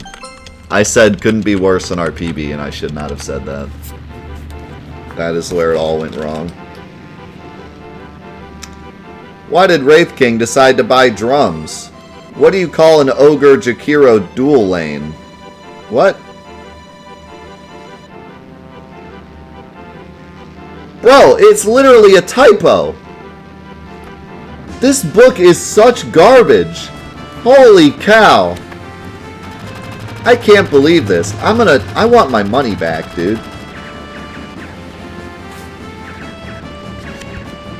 It literally has 2 jokes, like they forgot to split them, and the second one has no answer.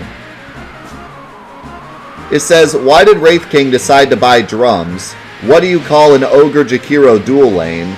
And then it says he wanted to join the Wraith Band. And then, what do you call an Ogre Jakiro dual lane just has no answer. Unbelievable, dude. Good lord. People make money off this stuff.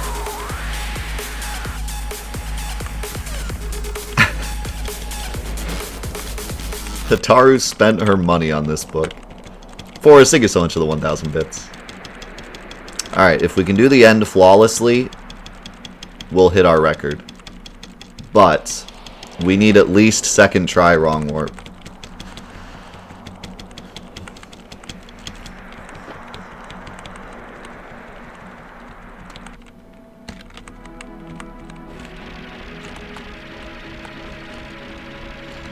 So it all comes down to the wrong warp luck, as always. Active battle, enemy lore, heal cloud.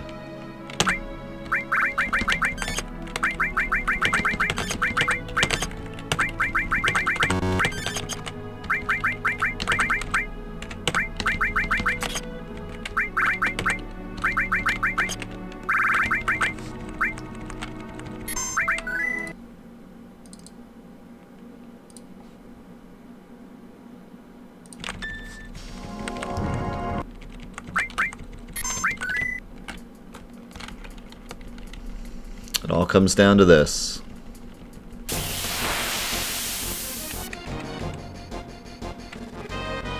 Give me that luck, boys. Give me that luck.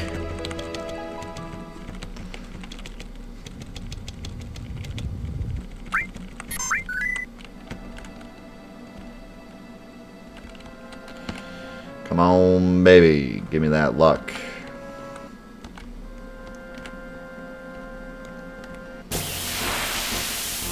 The luck isn't yet. We gotta fight the jellyfish first.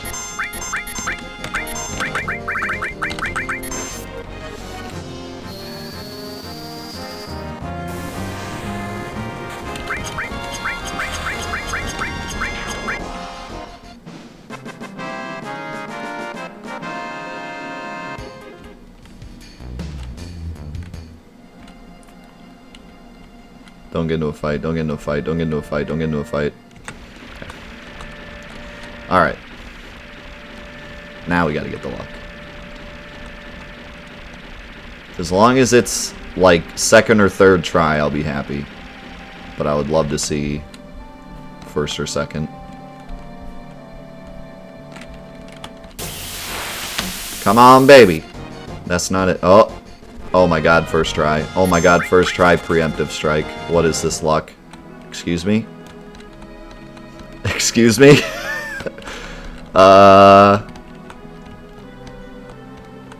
Don't panic. Do not panic.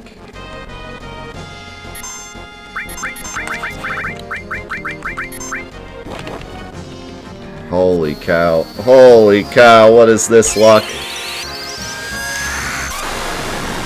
Don't screw up the debug room, please.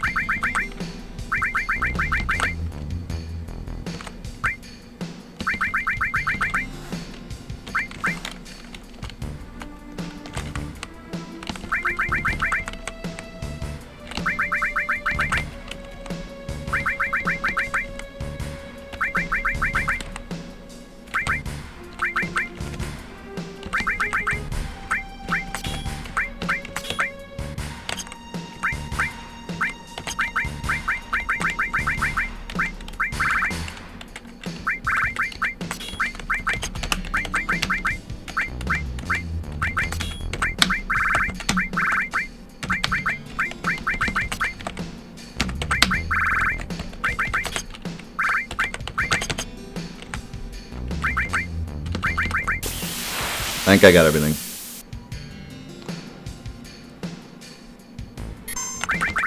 I think we're good. I don't think I forgot anything.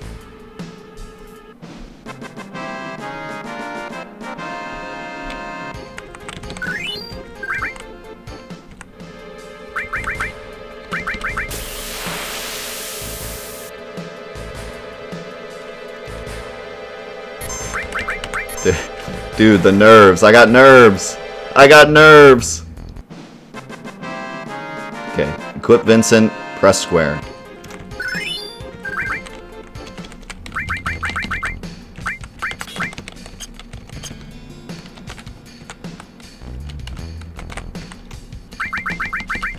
Oh boy. I think we got it. Oh my god, this run is a roller coaster, dude. Terrible Palmer. Not a very good beginning, but a really good Shinra HQ.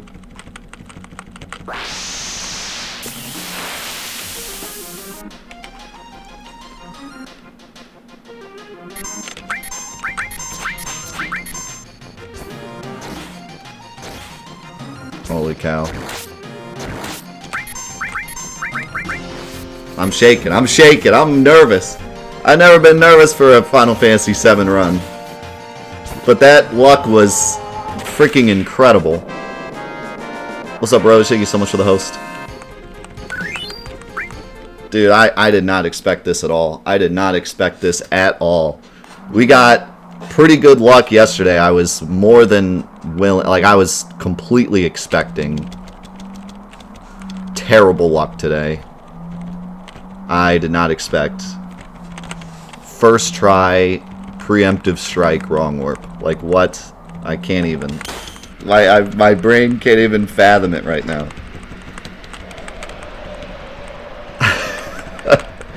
I'm sad this run wasn't better, but I'm not gonna complain, man. This run was good enough.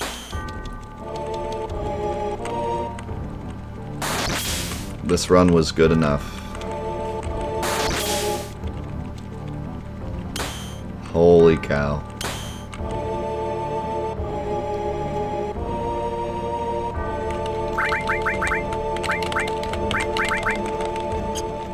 Get me out of these menus. Come on. Come on, let's go. Come on. My body is ready.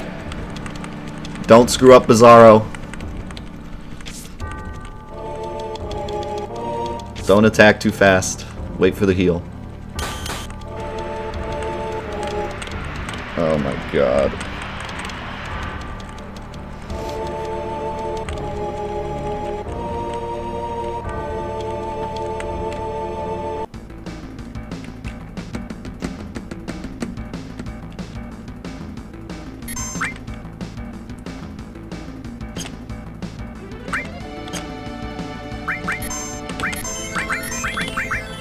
Oh. Oh my god. I need coffee.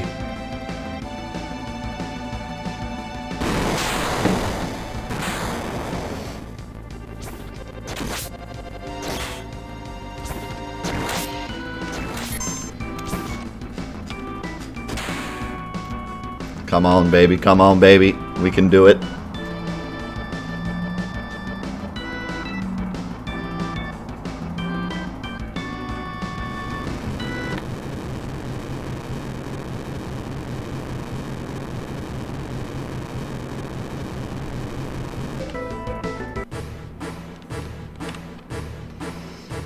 Four 2x cuts.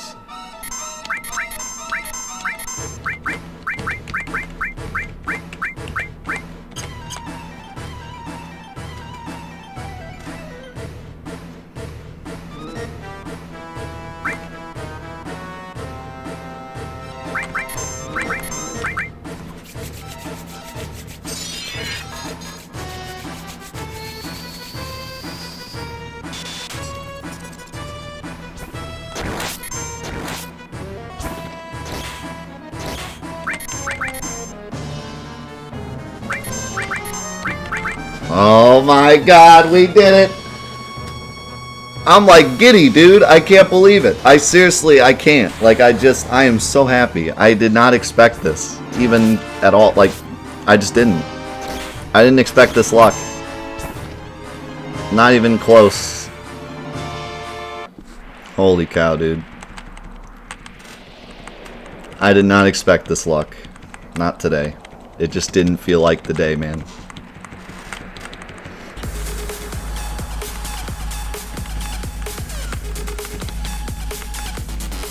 Did not feel like the day today. And this run started so crappy, And I was just like, trust the run, dude. Trust the run. Who knows what kind of luck you're going to get later.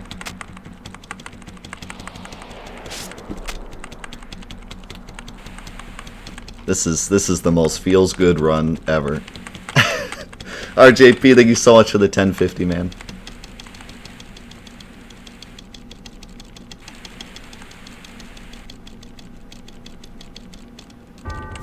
This is the most feels good run ever, boys. Oh my god. Is it gonna be sub 153? Oh my god.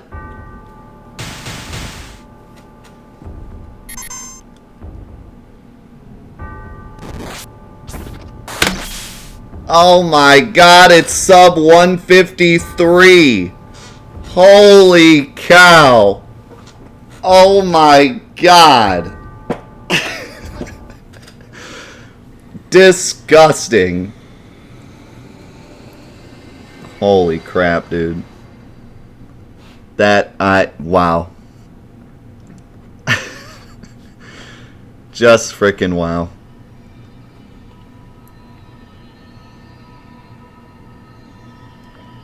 I can't believe that.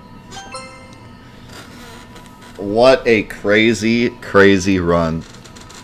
So, this run has a lot of improvement in it. Like, Midgar was trash. I screwed up Jesse skip like 3 times. Suna skip was slow. Reno was Reno was slow. He pyramided Cloud. All of Shinra HQ was fantastic. Not a single problem in Shinra HQ. And then Palmer was awful. So Palmer, there's a ton of save in Palmer too. So this run is like 100% big improvable, especially since my movement isn't great anyways. There's a ton of improvement in this run. But for me personally, this is the God run. First try, wrong warp, luck. It was even a preemptive strike. Like, this is... That luck made up for Palmer so much. It's insane. So, this I'm really, really, really happy with this run. I am so, so happy with this run. So, this is a clean New Game Plus run with godlike RNG at the end. So, I'm happy with it. Very, very happy with it. Next is doing a tutorial, which I'll do probably tomorrow. Do a tutorial on this run so that more people can do it, so that we can make a leaderboard for it, so we can actually have a competitive New Game Plus category. Because I love this category. It's so much better than any percent. It's really, really fun.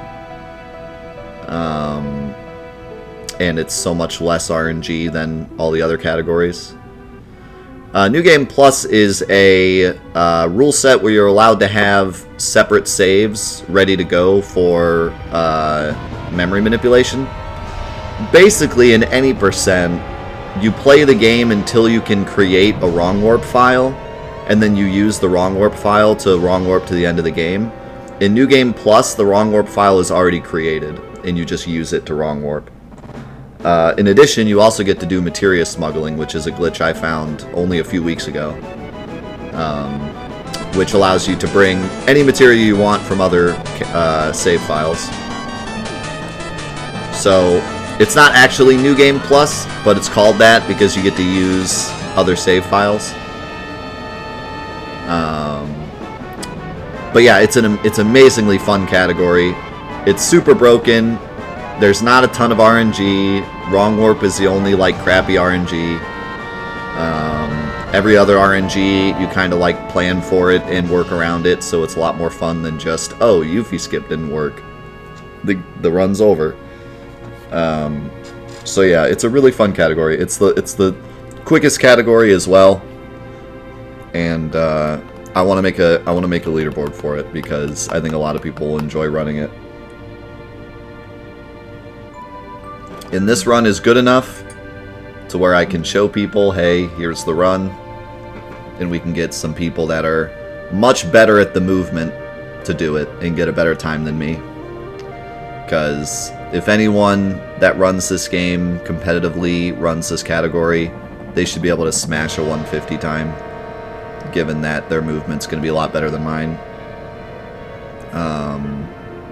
Well, maybe not. Maybe I should hold back on the 150. But I think 150 would be possible. I'll have to see what my gold is, what my sum of best is, but... Like, my guard scorpion split is trash. I mean, I don't know how fast any percent does it, but I don't do the step count, I don't do the weight trick, so, like, there's plenty of time to save there. All the other splits here are okay. Like, my movement isn't perfect, but they're okay. So, I definitely think there's a ton of improvement on this run, I just don't know how much. And you also got to get my unbelievable wrong warp luck to get that big time save at the end. But yeah, I would say that 150 is plausible. And somebody that has a lot better mechanics than I do could do it. But this is a great run to show the category, to show what it's all about. Nothing was, like, skipped in this route. I did all the tricks. Jesse skip took me 3 attempts, but I did it. Bar skip I did. The wrong warp went fine. Palmer went terrible, but the strat was still the same as normal. You know, so there wasn't anything I had to, like, skip because I screwed it up. There is one skip that could be done in this route that I didn't do, which is avalanche skip. And I know that there are a couple runners that have pretty good consistent setups for avalanche skip. So if you were to do avalanche skip in this run, you'd save about 30 seconds as well. So that could be part of what gets this down to 150. Would be avalanche skip. I didn't do avalanche skip because I find it really difficult, especially on a keyboard, and I play on keyboard. So, but anyone that plays on controller could probably get it much more consistent. And it's also right at the beginning of the run, so it's not like it needs to be consistent. You just got to get it once. I know all about that from Dishonored and Emily Skip, so doesn't matter how bad it is. If it's at the start of the run, you can just spam it until you finally get it. But yeah, avalanche skip could help. A better beginning could help, and Palmer not being literally the worst thing on the planet would all add up to quite a bit of time save.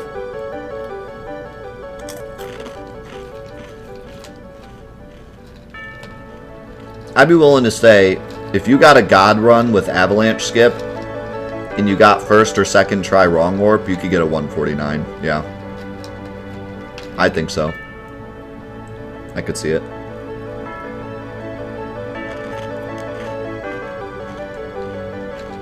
I could definitely see that. So I'm excited. I'm excited to see where this category goes. I'm excited to see what crazy stuff people can do. 137 was done with free FPS, meaning that the run was literally faster. He did that run at 37 FPS, so at all times he was moving like 15% faster than me. That run is pretty good, but it was literally like his first attempt at the route. So there's like a ton of stuff in that run that he was just like trying, and he sits in menus for a long time. Like, you can see how crazy running at 37 FPS is, because his run was pretty slow and still got 137. Because free FPS is nuts.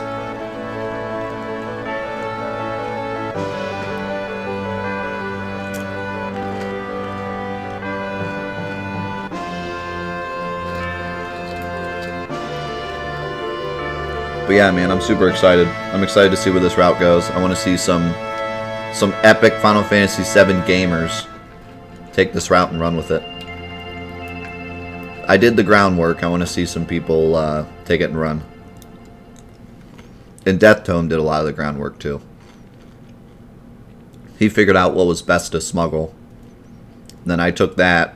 I took his safe strats and turned them into my strats, which are like not safe at all. but save a lot of time if they go right. But honestly, like, this run is pretty safe, especially buying the Phoenix Downs. Palmer was able to kill Cloud 4 times in a row and I still survived. So it's pretty safe. It's just, if they don't pick on Cloud, then you save a ton of time. So. And I pretty much planned this route out to be as dangerous as possible, but still not lose if Cloud gets killed. Because that's a little bit too sketchy to get through the whole run without Cloud dying, because there's like 6 different fights where an enemy has a 1 in 3 chance of hitting Cloud, and if he does, he dies. So getting through the whole run without Cloud ever getting hit would be pretty difficult. But you could do it. You could just straight up never get Phoenix Downs and just hope Cloud never gets hit. But it would be a pretty rough run.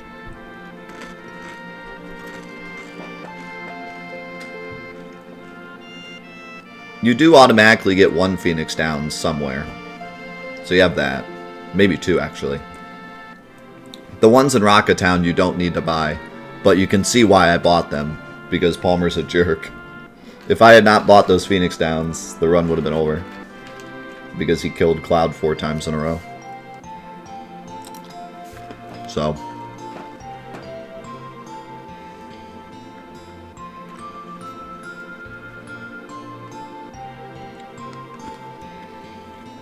But yeah, I'm very happy with this run for now. I'm going to do a tutorial tomorrow, so that we can get more people on this route. The tutorial is going to be very interesting, because I have a lot to explain. I have to explain how FPS Fix works. I have to explain how setting up the 3 save files works. And then I have to explain the whole route. So it's going to be quite the big video. I'll do it on stream and then turn it into a video. So if you want to see it live, that'll be tomorrow. Same bat time, same bat channel.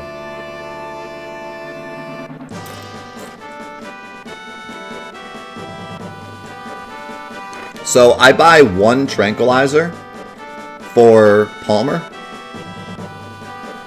because Barrett can survive 1 hit with a tranquilizer, and that will save you. It saved me in this run, because when he attacked Barrett, it gave me an extra turn to cast Flare. So I buy 1 tranquilizer in Rocket Town, and then the fight with the 3 soldiers that you have to fight in the Shinra HQ, they have a chance to drop a tranquilizer, and if they do, you can use the tranquilizer on Cloud for a safer Rufus fight. But to be honest, I've never game overed on Rufus, so I don't think he can kill you, even with a crit. If you're in back row, I don't think he can kill you. But if they drop a trank, you can throw it on Cloud just for extra safety. But they don't drop them very often.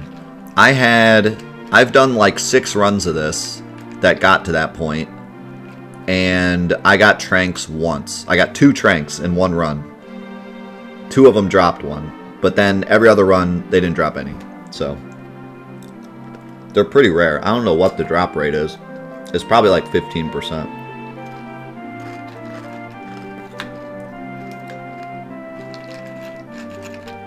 But if you get them, you can use them. You could also use one on Red 13 to help with the elevator fight. But the elevator fight always seems to go well. The only issue is when he puts Red 13 to sleep.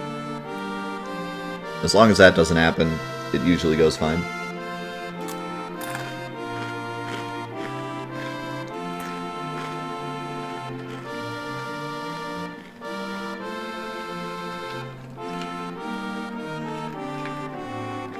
Yes, Tranquilizer gives you 30% damage reduction from everything in the whole game, except fixed damage. Tranquilizers are incredibly strong. They're kind of stupid strong. Like, borderline broken, in my opinion. If you play this game casually, but you keep yourself in sadness the whole game, you'll never die. If you have Barret in your party in back row and you give him a tranquilizer, he will never die. It's pretty silly.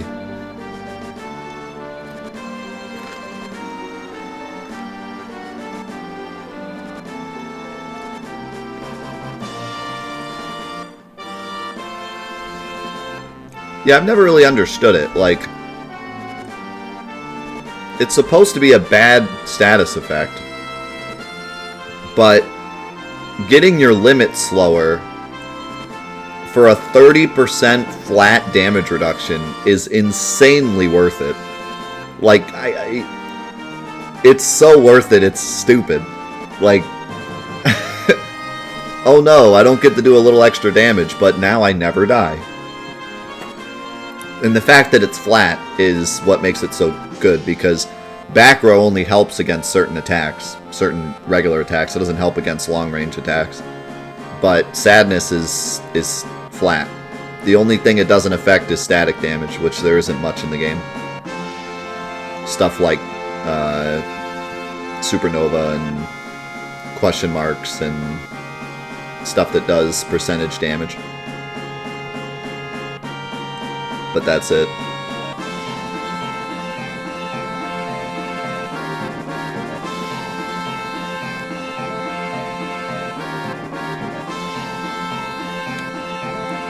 Yeah, there's a lot of goofy damage mitigation in this game.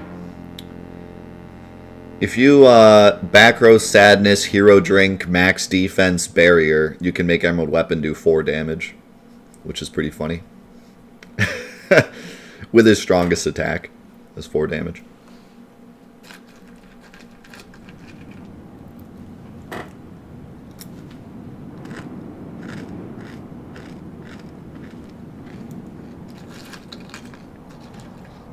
Yeah, it's a pretty funny experiment.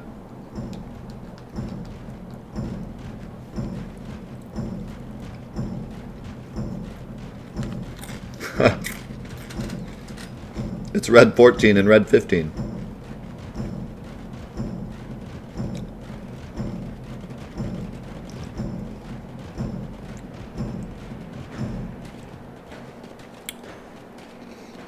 Nah, there's another red 13. She's talked about in Before Crisis. Her name is Dinner. Her name sounds like dinner. Dinner.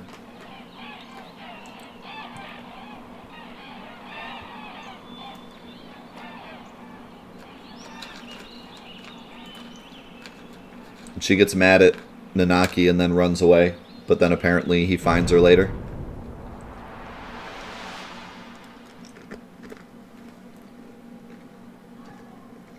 Yeah, Hojo is just wrong. He's just dumb. Well, in his defense, she runs away, and then the Turks come to Cosmo Canyon, and all they find is Red 13, so they just figure he's the last one. Alright, that's it. Final Fantasy VII PC New Game Plus, 30 FPS cap, 152.54. Incredible run. I'm very, very happy with it.